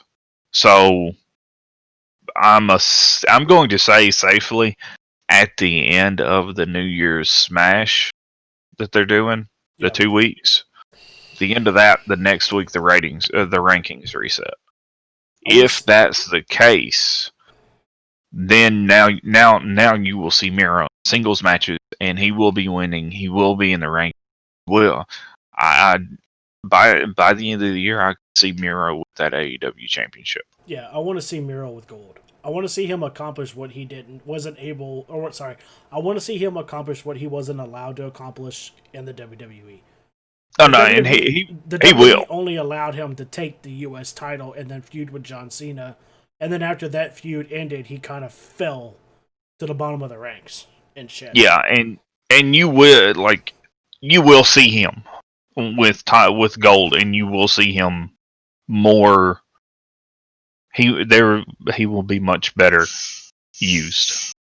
He needs to in AEW than he ever was in WWE. Yeah, AEW they treat everybody that came from WWE better than Tony ever fucking treated them. So here's another interesting tidbit. Tony Khan is a really big Miro. Nice. So when Miro became a free agent, like Tony already had him. They just could not do anything until his 90 days non-compete was up. Right. But the day he was released, he already. That's why he jokingly would make jokes about not worrying about wrestling for the moment, this, that, and the other, and just focusing on Twitch and doing this. Right. Because the day that they announced him as released, that was the day he signed a contract that went into effect 90 days. Right. Like, he was getting a paycheck from AEW. He just couldn't compete because of the clause. He just couldn't appear on TV until 90 days. Right. So why not build up your social media? I mean, you've already got people that follow you on Twitter, Instagram, and everything. So why not build it up more, promoting where you're going and everything? That way, when you make your big debut, everybody's watching. And not only that, but he knew that he was going to be paired with Kip Sabian. Yeah. So Kip's big thing is Twitch. Him and Penelope both are on Twitch. A lot of the AEW roster is on Twitch. If you haven't caught on to this, funny thing. Evil Uno's on Twitch. Colt Cabana's on Twitch. Brandon Cutler, Leva Bates, Miro, right. Kip, Penelope. Joey Janela is on Twitter. There is more, and I'm just drawing a blank. But right there's 8. Right. And the best thing about AEW, the difference between AEW and WWE is I'm pretty sure AEW doesn't police what their superstars put. Dude, when WWE came down with that whole third-party edict. Right. Like, that same week, Tony Khan had Kip Sabian on Dynamite holding up signs promoting his Twitch account. Because when someone asked, like, he was in the middle of an interview, he had a sign with his Twitch on it, or Penelope had the sign, and someone said something, he goes, no, TK told me to do this. Also, I'll be live tomorrow playing Warzone. Like, WWE's going through mass exodus. No one can stream, and Tony Khan's like, "Hey, go ahead and promote your Twitter while you're out, promote your Twitch while you're on screen." Yeah, Right. But and that also goes to show, looking at this working relationship with Impact. If you watch Impact on Tuesdays, you're going to see a paid ad from AEW Dynamite. And it's Tony Khan poking jabs. I just love that shit, man. It's like I may even take a walk around your guys and check out their contractual status. I mean, billions of dollars will buy a lot of shit. They say money may not win a war, but $1 billion buy a lot of ammunition. Right. I mean, he's fucking man. He's raking in money hand over fist right now. Well, you stop and you look at it. He is the owner of AEW. Right. Co-owner of AEW Games. Right. Co-owner of the Virgin Hotel. Yeah. Well, I think that's his father's. But he is the owner of the Jacksonville Jaguars. He is also the owner of one of the UK's Premier League soccer teams. And I can't remember. I want to say it. I think it's Manchester United. Ooh, I like Tony Khan even more. It's either Manchester or it's Arsenal. It's one of the two. I'm pretty sure. Let's see. Don't quote me on that because I'm not 100%. But I know he's got one of the Premier League soccer teams. And if I remember correctly, it's one of the bigger ones. All right, let's see. Owner and chairman of True Media Networks, co-owner of the Jacksonville Jaguars, and Fulham FC. Ah, that's what it was. Fulham FC, founder, co-owner, president, and CEO of AEW. Yeah. Who's his dad? His dad is Chad. his dad, principal Or owner of the Jacksonville Shaheed. Jaguars and Yeah. Fulham, and the Fulham FC. So Yeah. he's co-owner. His dad is the full owner, is the owner of them. Right. But I Owner of mean, that's what I'm Flexing saying. Gate. His dad is also has a stake in AEW as well. Yeah, he was one of the investors in it. His dad's worth $9.7 billion. And you know what? You know what's funny about that? Holy fucking shit! Tony Khan. He is only 38 years old. He is my say. Yeah. He was born 2 months before me. Yeah. Jesus Christ. One of Google's most asked questions. How can I contact Shahid Khan? I'm willing to bet that Tony Khan, like if you reached out to Tony Khan on Twitter or anything, he would actually respond back. I think he's one of those guys that has a group that watches his Twitter and everything like that. I think he actually monitors it himself. Okay, so his dad was worth 9 point what? 9.8. 9.7 billion. You ready for this? Yeah. Tony Khan is worth 7 billion. Jesus Christ. So between father and son, I'm almost positive they've already out billionaired Vince. Vince isn't worth. I don't think Vince is worth billions anymore. Hold on, I'm looking it up right now. So am I. His net worth.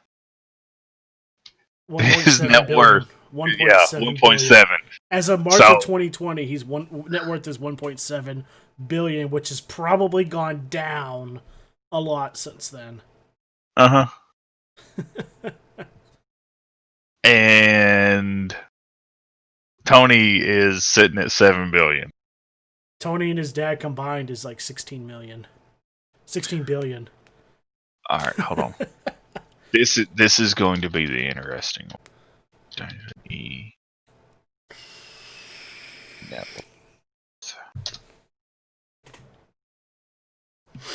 As of 2020, WWE's net worth is listed at 5.7 billion. Tony could buy that. Yeah, and still have $2 billion left over. Yeah.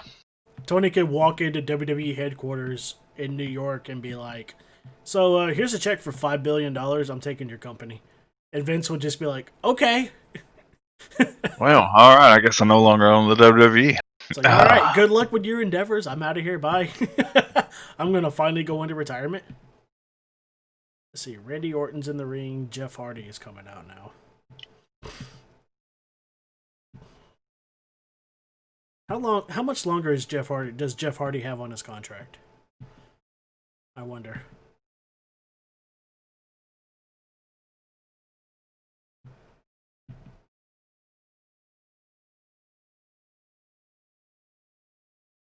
Because I would not be surprised that when his contract ends, if he doesn't go to AEW. Oh wow! If this is right,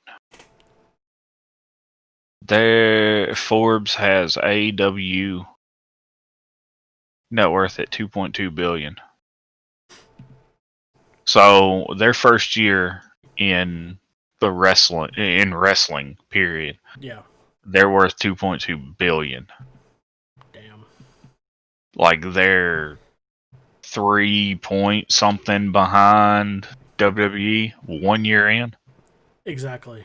WWE's been around since the 50s, 60s. Yeah. They're only worth $5 billion. AEW's been around for 1 year and they're worth $2 billion.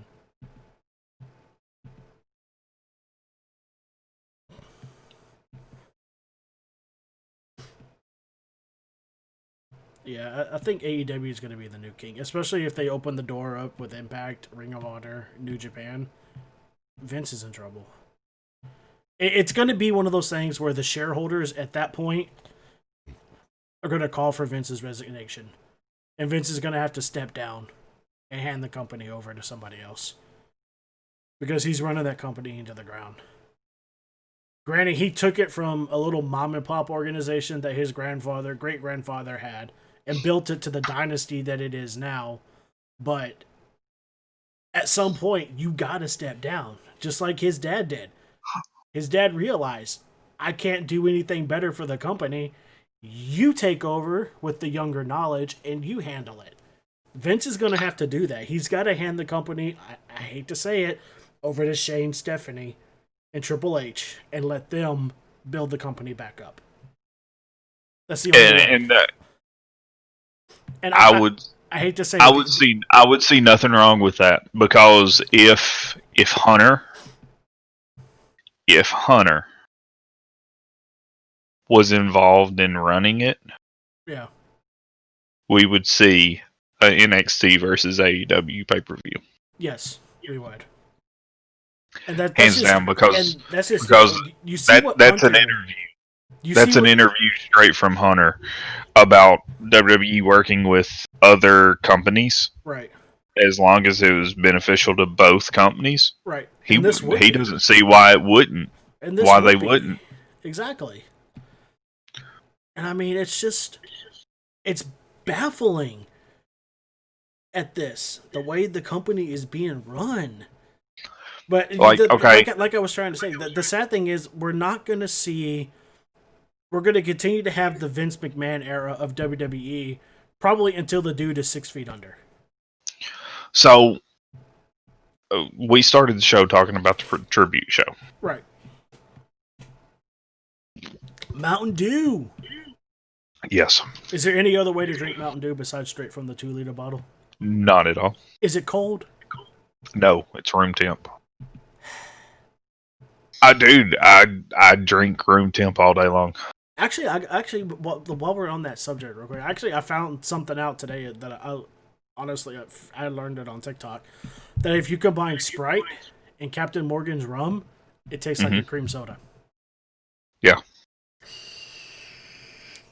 So the only thing, or the only way that tribute show would have been better, yeah, is if this relationship of WWE and AEW was a thing. Because then we could have seen Bray Wyatt, we could have seen Braun Strowman, we could have seen Randy Orton, we could have seen the guys there on that stage paying tribute to him. Exactly. We could have seen like a mini. We could have seen Big E. We could have seen Xavier Woods. We could have seen the guys that he was close with. Right. There on that stage with everyone else that wanted to pay respect to him. Right. That's the only thing that would have made that show any better. Right. Because the video package that they showed, it had the pictures of him and Bray. It had the pictures of him, Bray, Braun, and Eric. Yeah. It had the pictures of him and Big E, him and Cesaro, him and all them guys. Right. Like, it had the WWE's people in that video package. Right. What would have made it better is if they'd been there live on that stage. Exactly. During that. If nothing else but for the 10 bells. 10 bells. Exactly. Exactly. You don't have to have them get involved in the matches. That's perfectly fine. Let them be out there for that 10 bell salute. Right. Just have them be there and showing their support. Yeah. And that, in my opinion, that should have been okayed. Right. Because I almost guarantee you, beyond a shadow of a doubt, Tony Khan wouldn't have said no. Exactly. He would have allowed it. The person that wasn't allowing it is Vince. And I guarantee you no one asked because they knew there was no point in trying that one. No, I think somebody asked. I doubt it. I think they were denied. I honestly think somebody asked. No, I can think of two people that would have asked. Yeah, I think somebody asked. Big E and Xavier would have. Yeah, because they're close to McMahon. Yeah, they would have asked, and they were denied because Vince doesn't want to acknowledge AEW. Vince doesn't want to acknowledge that he's being beat by a company that's only 1 year. Yeah. And it's funny because when DX got inducted into the Hall of Fame, Shawn Michaels had made the statement, Vince McMahon oh no, I've said the name that we're not supposed to say out here. Da da da da. And Billy Gunn's just kind of smiling, and Hunter goes, What's so funny?" He goes, "He can't fire me, guys." And Hunter goes, "No, he'll just buy that pissant company and then fire you." Shit. And it's like, you look at it. Yeah, they're just like they're poking fun with each other, and Hunter didn't mean it in a Right. negative way towards It was they were ribbing each other right there live. Right. Yeah, deep down, you look at it now. There's no way in hell that Vince can buy AEW. I was gonna say, but if you stop and you look at it, that's the furthest thing from the truth now. Like, and it made Vince mad that Moxley didn't want to re-sign with WWE. No, I'm good. I'm going to finish out my contract and be gone. Right. Exactly. To sign a contract, to sign a 3-year contract with AEW and debut a month after he left the WWE. Right. And it was that point that Vince knew, this is happening, this is becoming a thing. We got to put a non-disclosure. We got to put a non-compete clause in these contracts now. Well, they all had non-compete clauses. John did not, because he fulfilled his contract and then some. Right. Because he technically ran out of his, and then they still had like another month and a half of shows to do. Right. So he agreed, I'll work these shows, we'll finish out these stories, and then I'm done. I'm free to go.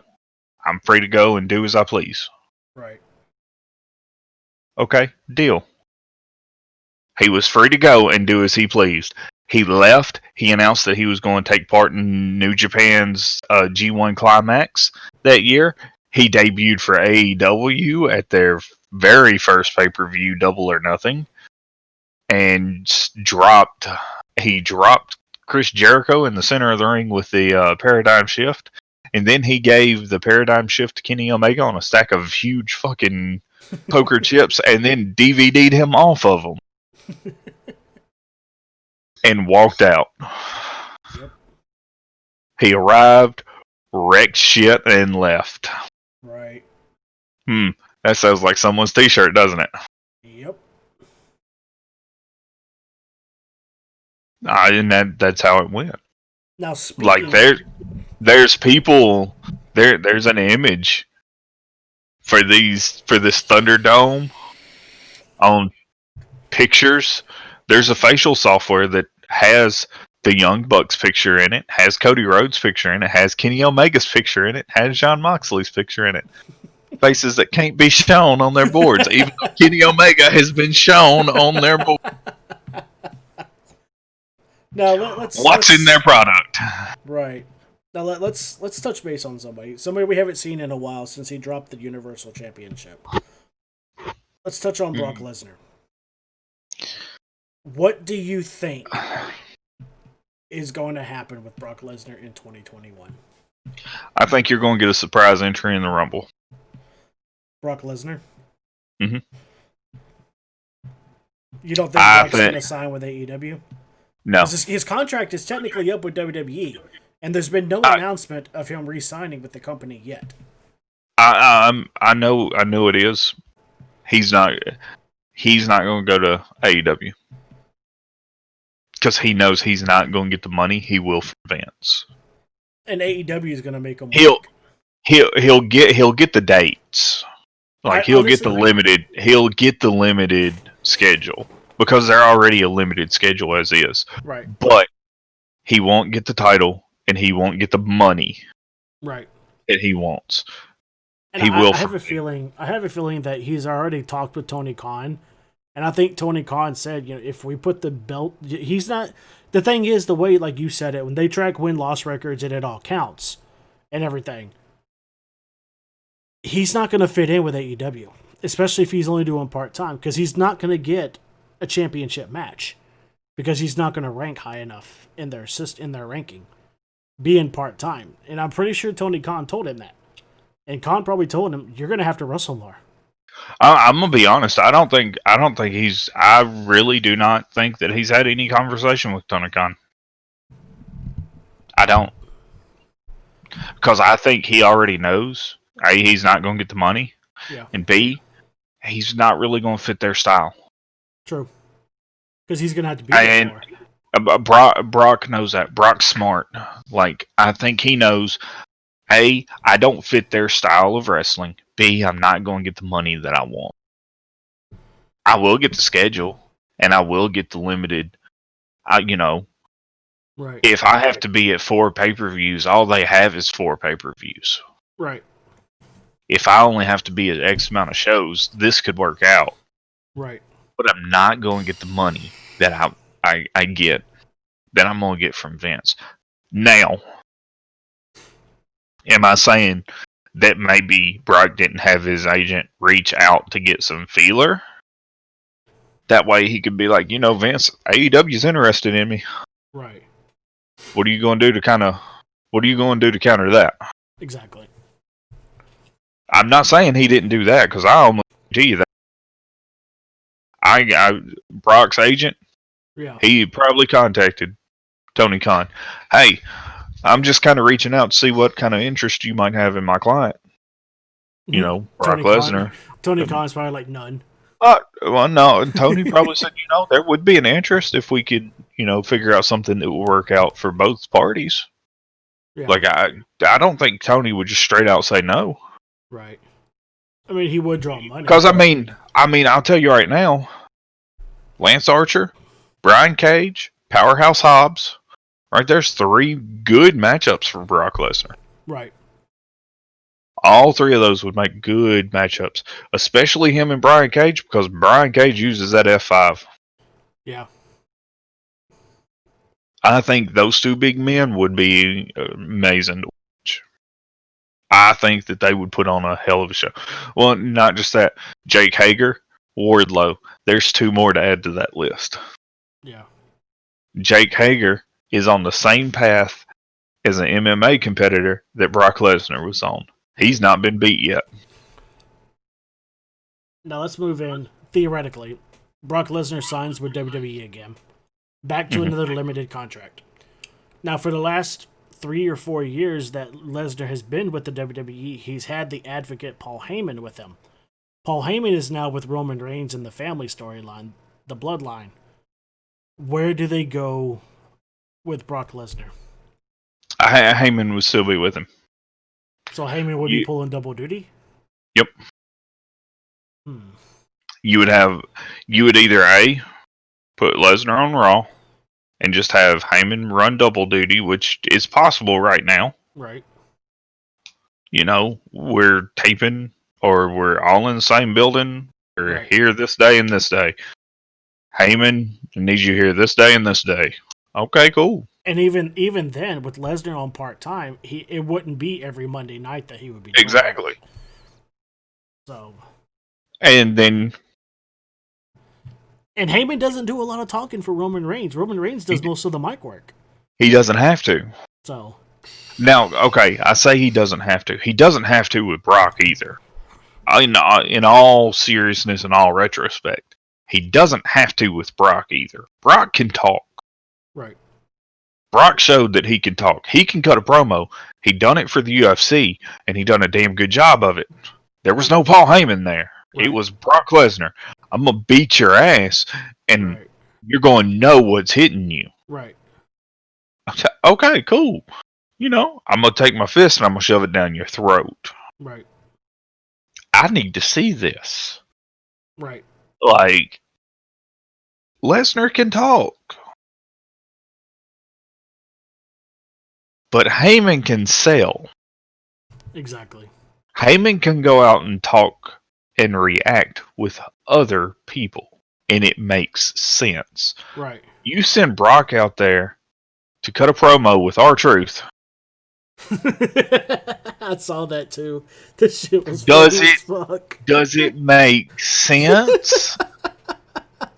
You idiot! I'm not entering the Rumble. Now, Lesnar is. Well, in that case, I withdraw my application. well, in that case, the WWE 24/7 7-Eleven I-65 South, yeah, 365 officially withdrawals. declares he is no longer going to be in. Now, okay, The that was only done person, the only person to make Brock Lesnar break character. that was done on a rib. The only one to make Brock Lesnar break character. But here's what's fun. Here's the other side of the story that's funny. Lesnar made it backstage after that, Yeah. hugged R-Truth, and said, "I don't care what anyone says. You're funny as hell. We need to do something together."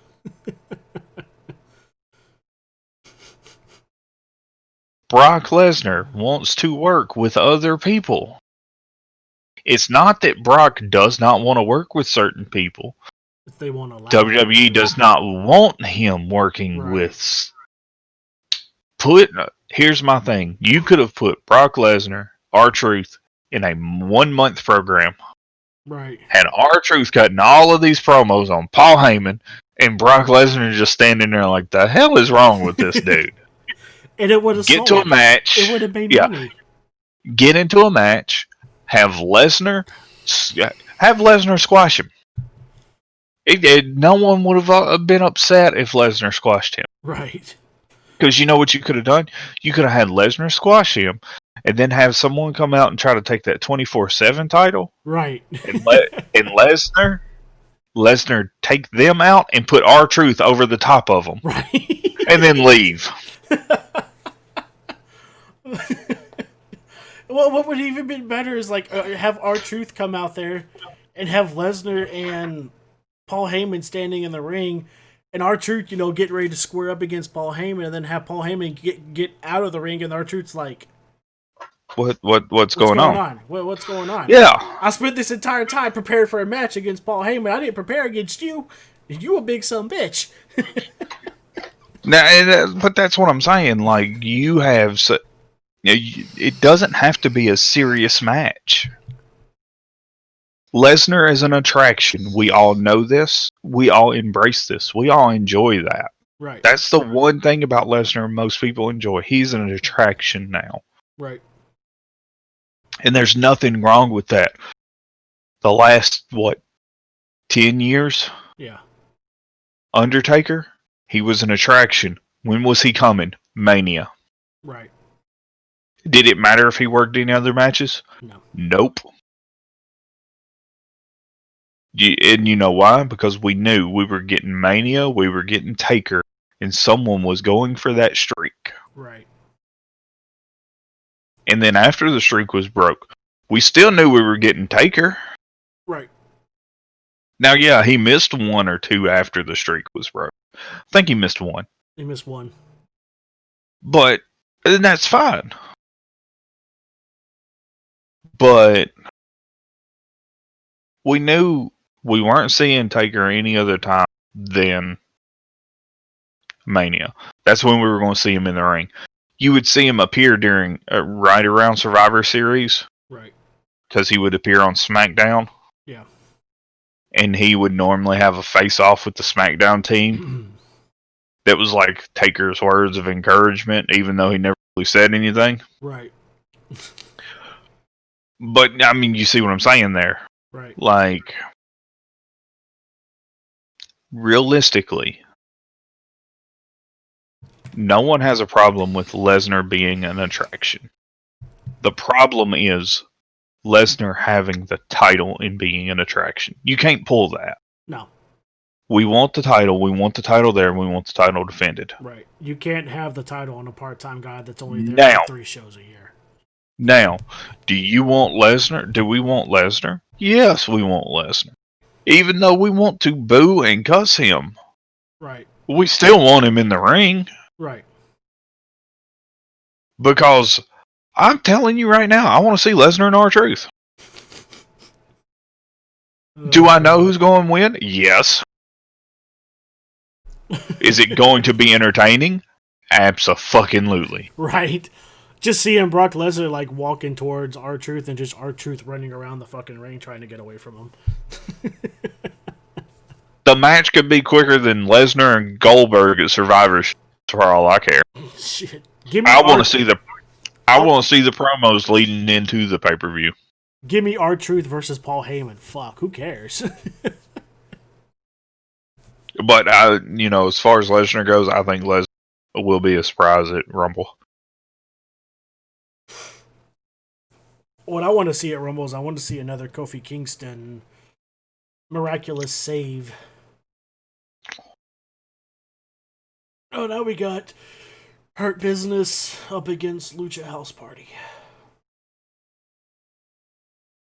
By the way, Randy Orton defeated Jeff Hardy, and there were no legends showed up.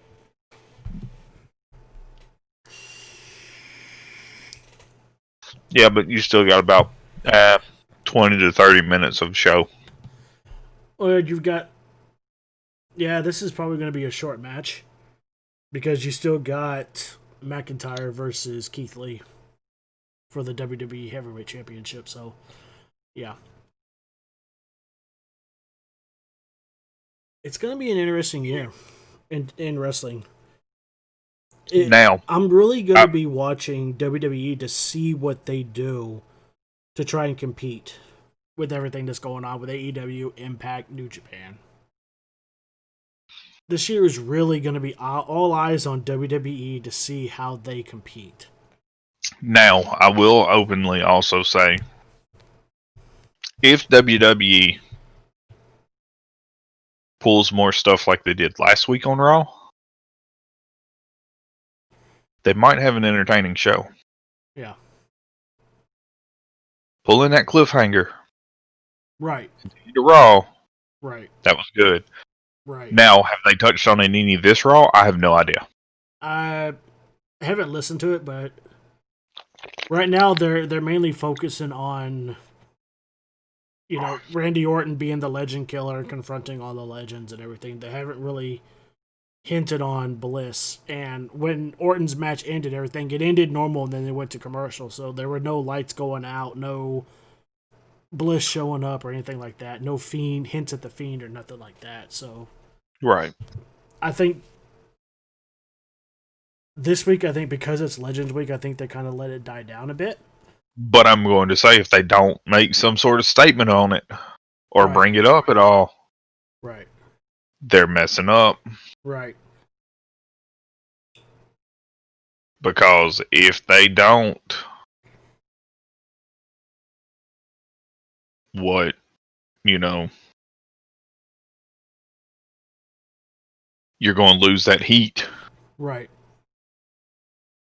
And if you lose that heat, where's that storyline going? Exactly. I mean, they didn't even do a Moment of Bliss or Alexa's Playground or anything. Like, that's what I'm getting at. Like, had to make sure I didn't turn my echo on. if you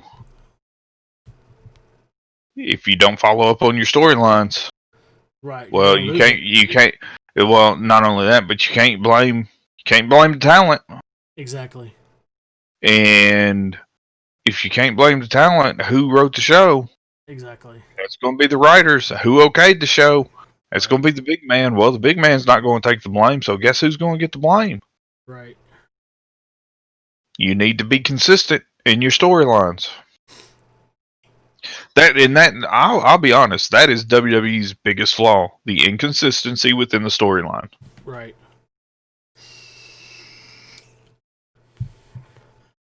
Interesting. Without the consistency, it's pointless. There's... Okay. MVP is pissed. Hurt Business lost both matches tonight. And there's some tension between, what's their names? Shelton Benjamin and Cedric. Yeah, Alexander and Benjamin. There's some... Shelton was in the ring and he was beating on one of the guys, and then Alexander tagged himself in. and basically dismissed Benjamin to go out of the ring, get out. Benjamin stepped out, and then while Alexander was beating the hell out of the guy in the corner, Benjamin tagged himself in. Yeah. And then Benjamin got rolled up. The same type of pin, or not the type of, but he got in a roll-up pin and got beat. And now MVP is pissed. Which I give them credit. They've kind of been foreshadowing that. Now Alexander's walking away from him. They've kind of been foreshadowing that tension. Yeah. Alexander's walking away, and Benjamin went to go after him, but MVP held him back. Yeah. I knew that was. That's I called. That's one of those moments where when someone's walking away, you just kind of let them walk, let him walk it off. And I called it too. I said that was going to be a quick match. I didn't think it was going to go that way, but I knew it was going to be a quick match because they want to put as much time into the Keith Lee McIntyre match. Yeah, you want as much time in that one as possible because you're going to need it. I can probably tell you what's going to happen with that one. You can't have, well, for one, the title's not going to change hands, not on Raw. No. I can tell you my prediction on that is I think Sheamus is going to get involved. Sheamus is going to interfere. It's going to lead to a triple threat at the Rumble between McIntyre, Keith Lee, and Sheamus. I could see it. I mean, logically, it makes sense, yeah. I could definitely see that. Boogeyman's back. Of course, it's Legends Night. And R-Truth with the roll-up. 1, 2, 3. R-Truth, the new 24/7, 365, I-65 South champion. Again, he took his fucking title back. I'm sorry. So, okay. And this kind of goes back to WWE's got to do something. Ron Simmons.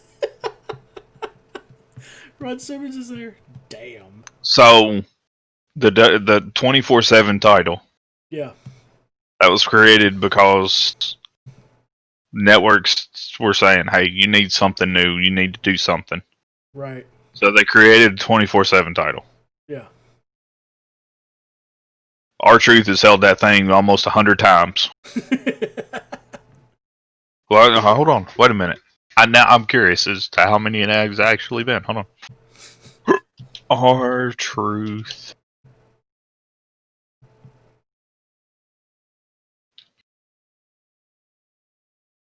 I mean, the 24/7. The title is fucking his, man.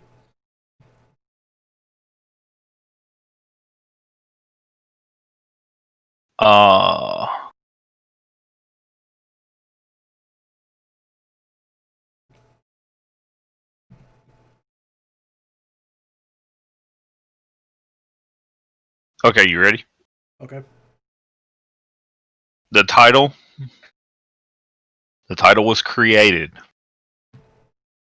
May 20th of 2019. Okay.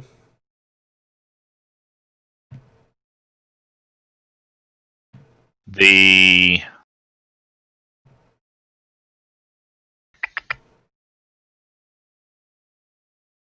first champion was Titus O'Neil. The oldest champion was Pat Patterson at 78 years old. Mm-hmm. The youngest champion was Enos Cantor at 27 years old. Hmm. The lightest champion was Kelly Kelly at 108 pounds.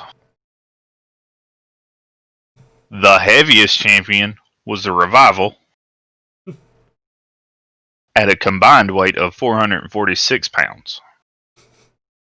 The longest reign was Rob Gronkowski, 67 or 68 days.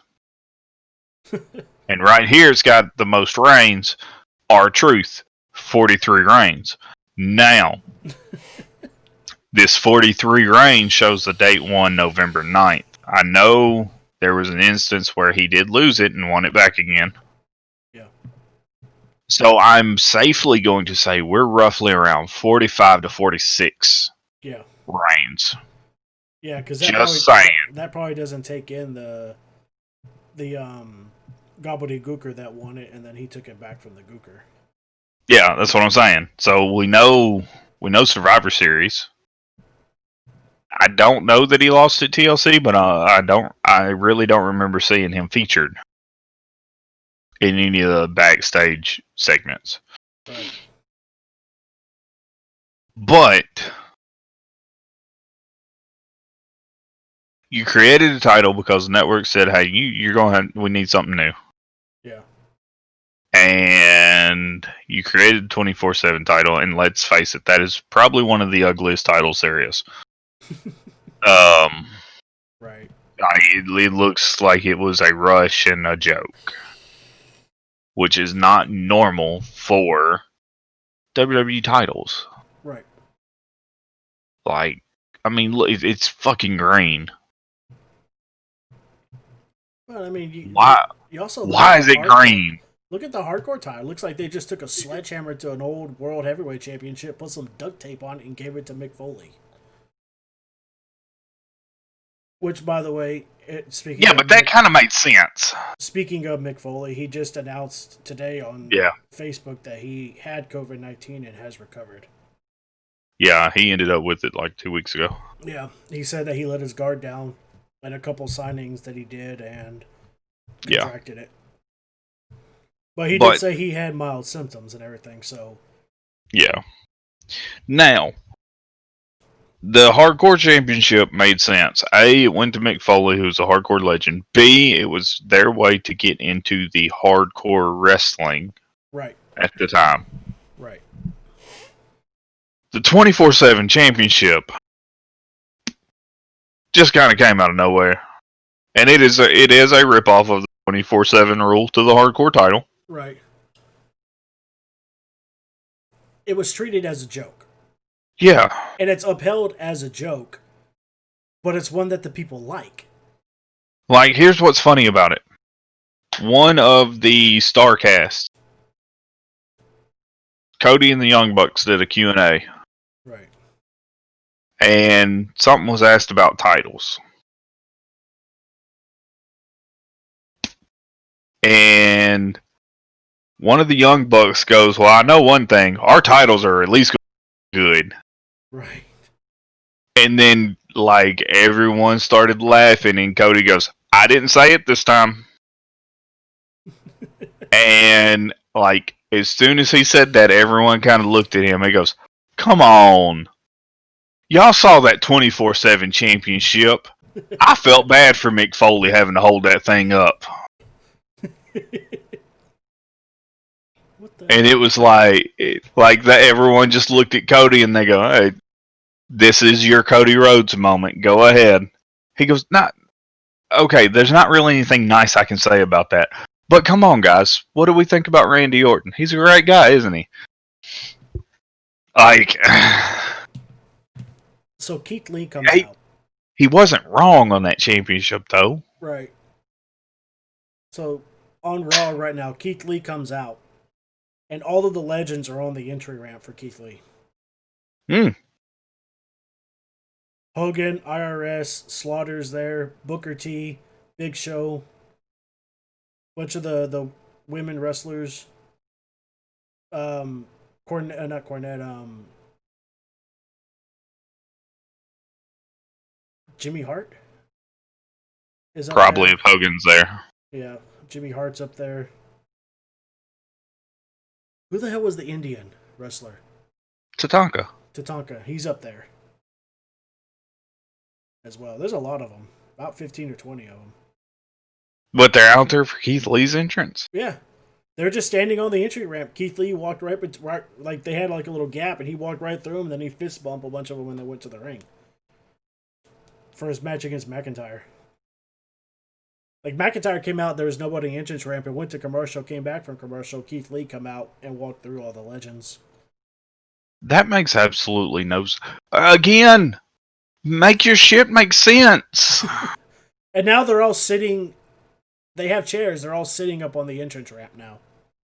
Like, can you tell me why? Can you tell me how this would make sense? Right. Big Show, Ric Flair. are up there. Now, Mark Henry, I would understand. Right. I didn't see Henry up there. Although he could already be sitting down. Oh, bro, But you're going to get a fucking kick out of this. Hold on.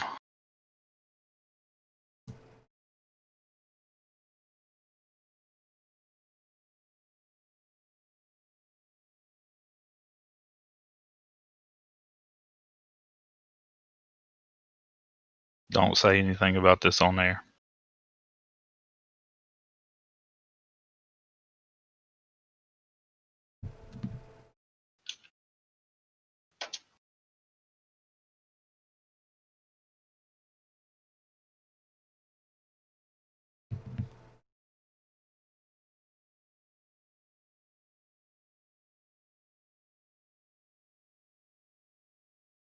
right now, Keith Lee is showing dominance over McIntyre.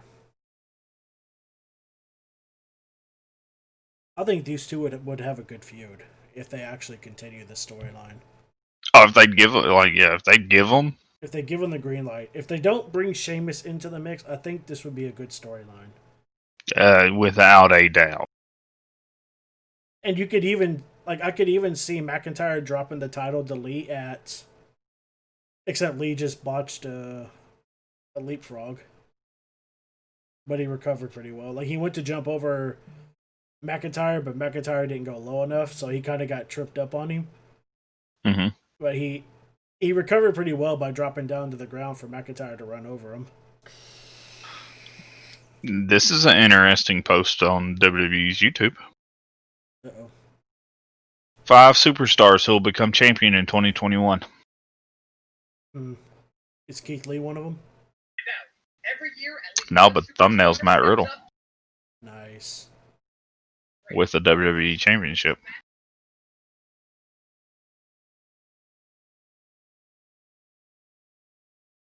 That'd be interesting. Alright, let's see what this list is. Make sure it's turned down so we don't get a strike. I'm pretty sure it's turned down to where it can't be heard. I can hear it. Is that better? Yeah. So first one's Peyton Royce. Okay. They're calling.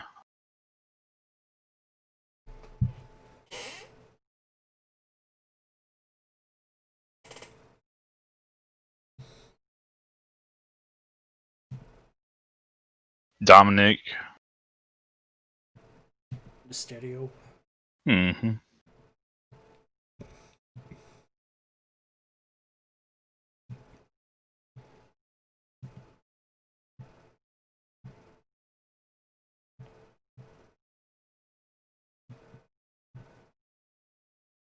Oh, he's actually getting compared to Randy Orton. I mean, I can see it. I can see the comparison.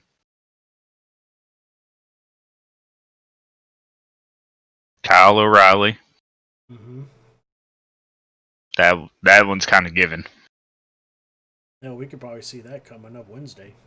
Yeah. Damn. You know, as bad as it sounds, I kind of hope it does happen Wednesday and we get a 3. A Balor O'Reilly 3 and maybe do like a ladder match or something. Yeah. So Keith Lee just shoulder charged McIntyre over the barricade. Oh, did he pounce him? No, not pounce him. I mean, he just did the shoulder charge where he drove the shoulder into him. And McIntyre sold it so well, he just jumped over the barricade into where the crowd would be. Yeah, I'm almost betting that's the pounce. Maybe. It look so normally the pounce he catches them from the side, and it's like a shoulder tackle charge. Yeah. Yeah. That's probably what it was. And now we're at commercial. Bianca Belair, and then now they're on in his Nike flip flops. Who? Matt Riddle. Oh yeah.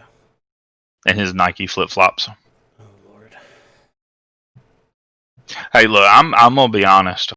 I could see It Riddle does. taking the United States title from Lashley. It After does. the It does. It does take some skill to be able to jump up and kick flip flops off your feet, right. I mean, and both of them come off. after the match that transpired tonight, I could see Riddle taking the United States title from Bobby Lashley. I mean, I could. I could see that.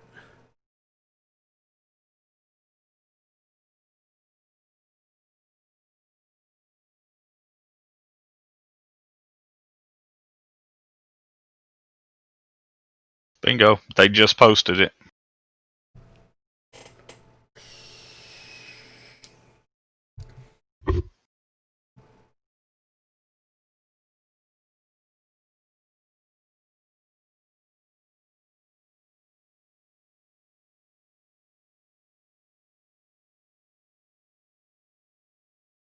Let's see. Let's fast forward through this. Oh wow. He did. He shot this in the LA dojo. Wow. New Japan just posted it on YouTube. Moxley? Yeah.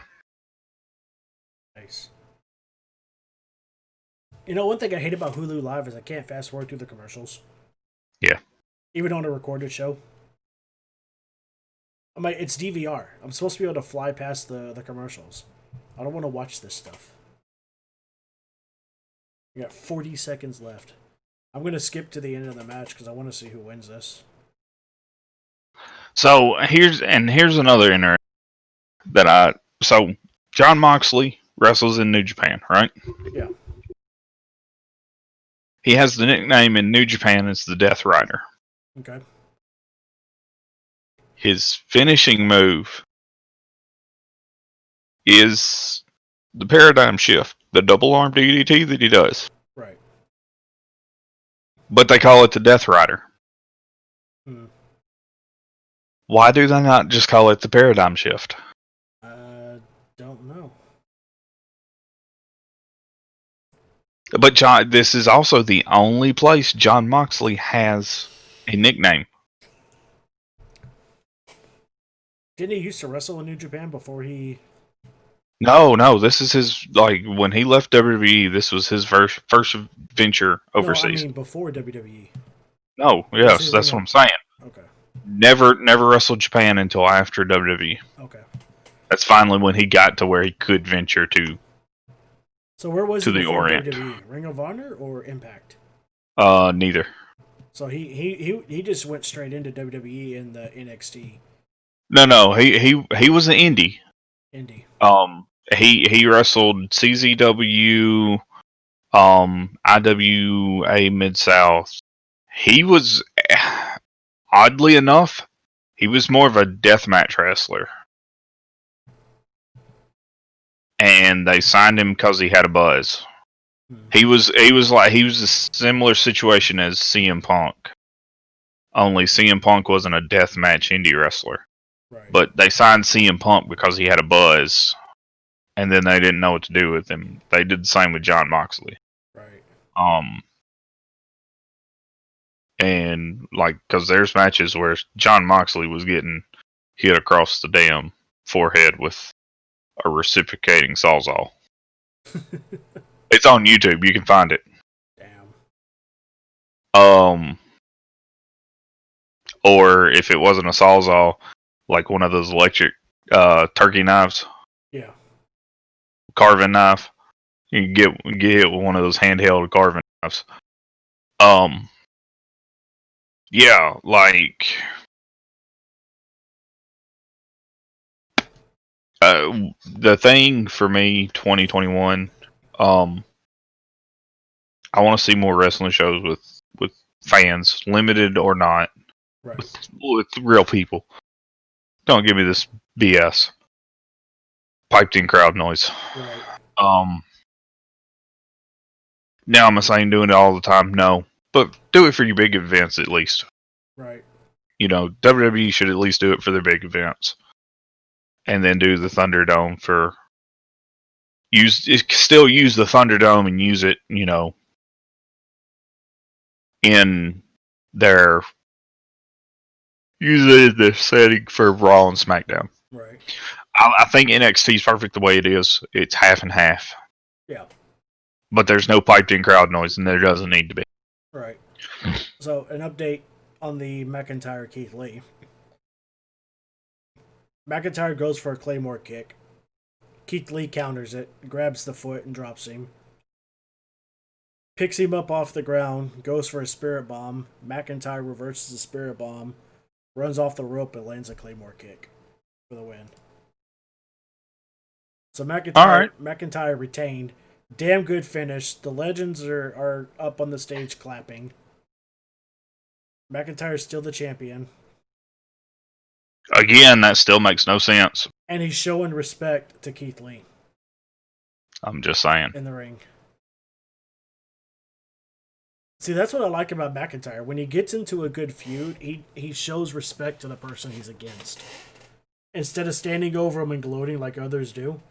Like right now, he's checking on Keith Lee. He's making sure Keith Lee is okay. And then they just fist bumped in the ring.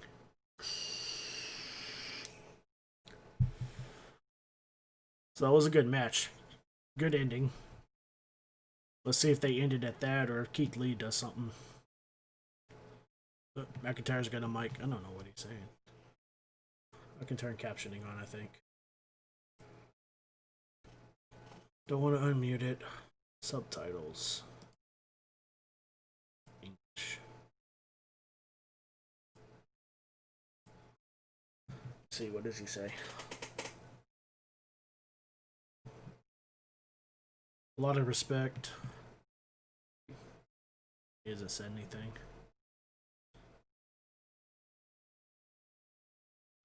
Goldberg's music just hit. No. And now Goldberg's walking down to the ring. No. Yep. Hall of Famer Goldberg. We don't need that stupid shit. Walking up the stairs, getting into the ring. McIntyre hasn't even said anything yet. Keith Lee is out. Goldberg's the one pointed title. McIntyre tried to shake his hand. Goldberg told him to wait a minute. He reached for a mic. Yeah.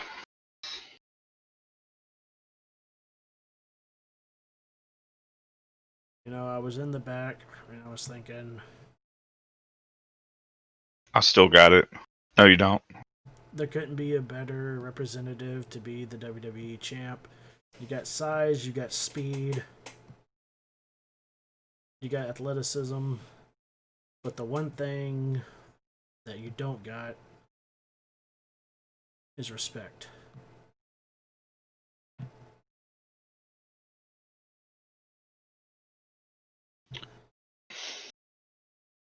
Now, I heard what you said, but that's not what you were thinking, because when you address these guys, these girls, these legends up here, you look at them as a bunch of washed up, tired old men and women. In your mind, you think that now in your prime, you're better than every one of them in their prime. You think that not one of them poses a threat to you whatsoever. Now, my friend, that's where you're wrong, and that's where I step in. Oh, God. I'm telling you. It's about respect. They're setting up a Goldberg-McIntyre match. Yeah, they just ruined this. They just fucked his title reign up. Don't think that I'm coming out here and I'm demanding anything. By any stretch. Don't think that I'm coming and posing a threat. No, sir. I'm coming to challenge you. Royal Rumble. For the title. Yep. I called it when you said Goldberg is out here. Yep.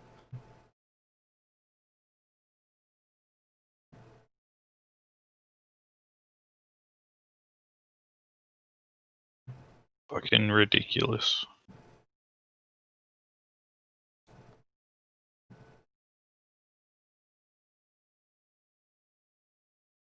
Like, is it really too much to ask? Goldberg just shoved him to the mat, and it cut and went to straight up Austin.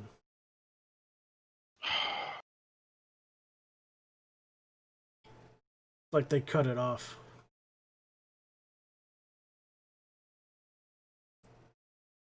Yeah, they done hit their time. Yeah.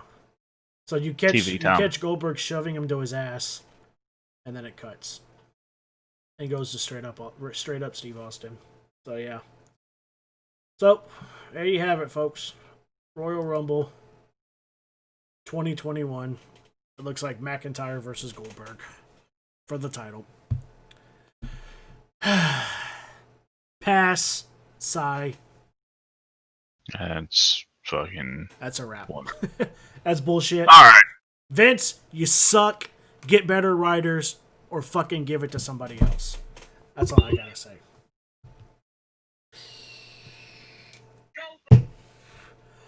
So with that, we touched on pretty much everything for 2021, what we expect, what we hope to see. New prediction. WWE goes out of business 2021. Okay, thank you. My prediction, Triple H takes over and WWE strikes a deal with AEW and becomes the biggest thing ever. So let's go over our schedule. Vince is going to run it in the ground before that it's even a possibility. All right, let's take out... Oh, we don't want to take that one out. Let's get rid of that. There we go. All right, we're at our 3-hour mark for this one.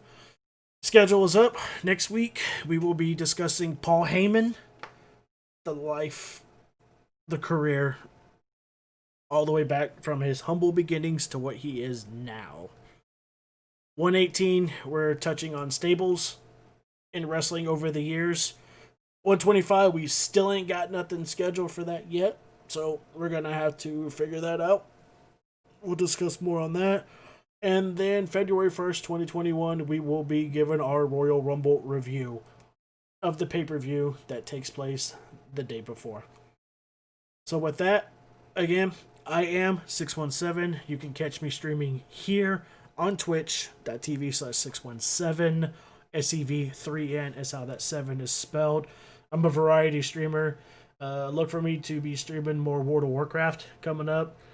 Possibly some Raft thrown in since we're really into that game now. Let's see what else. Probably some more Phasmophobia. We got another player that's really into Phasmophobia, so we may get her in with us to play some games. And I don't know, maybe some more American Truck Simulator. I've been getting the itch to play that, so I may have to take that over again. The man to my left, I'll let him do his thing.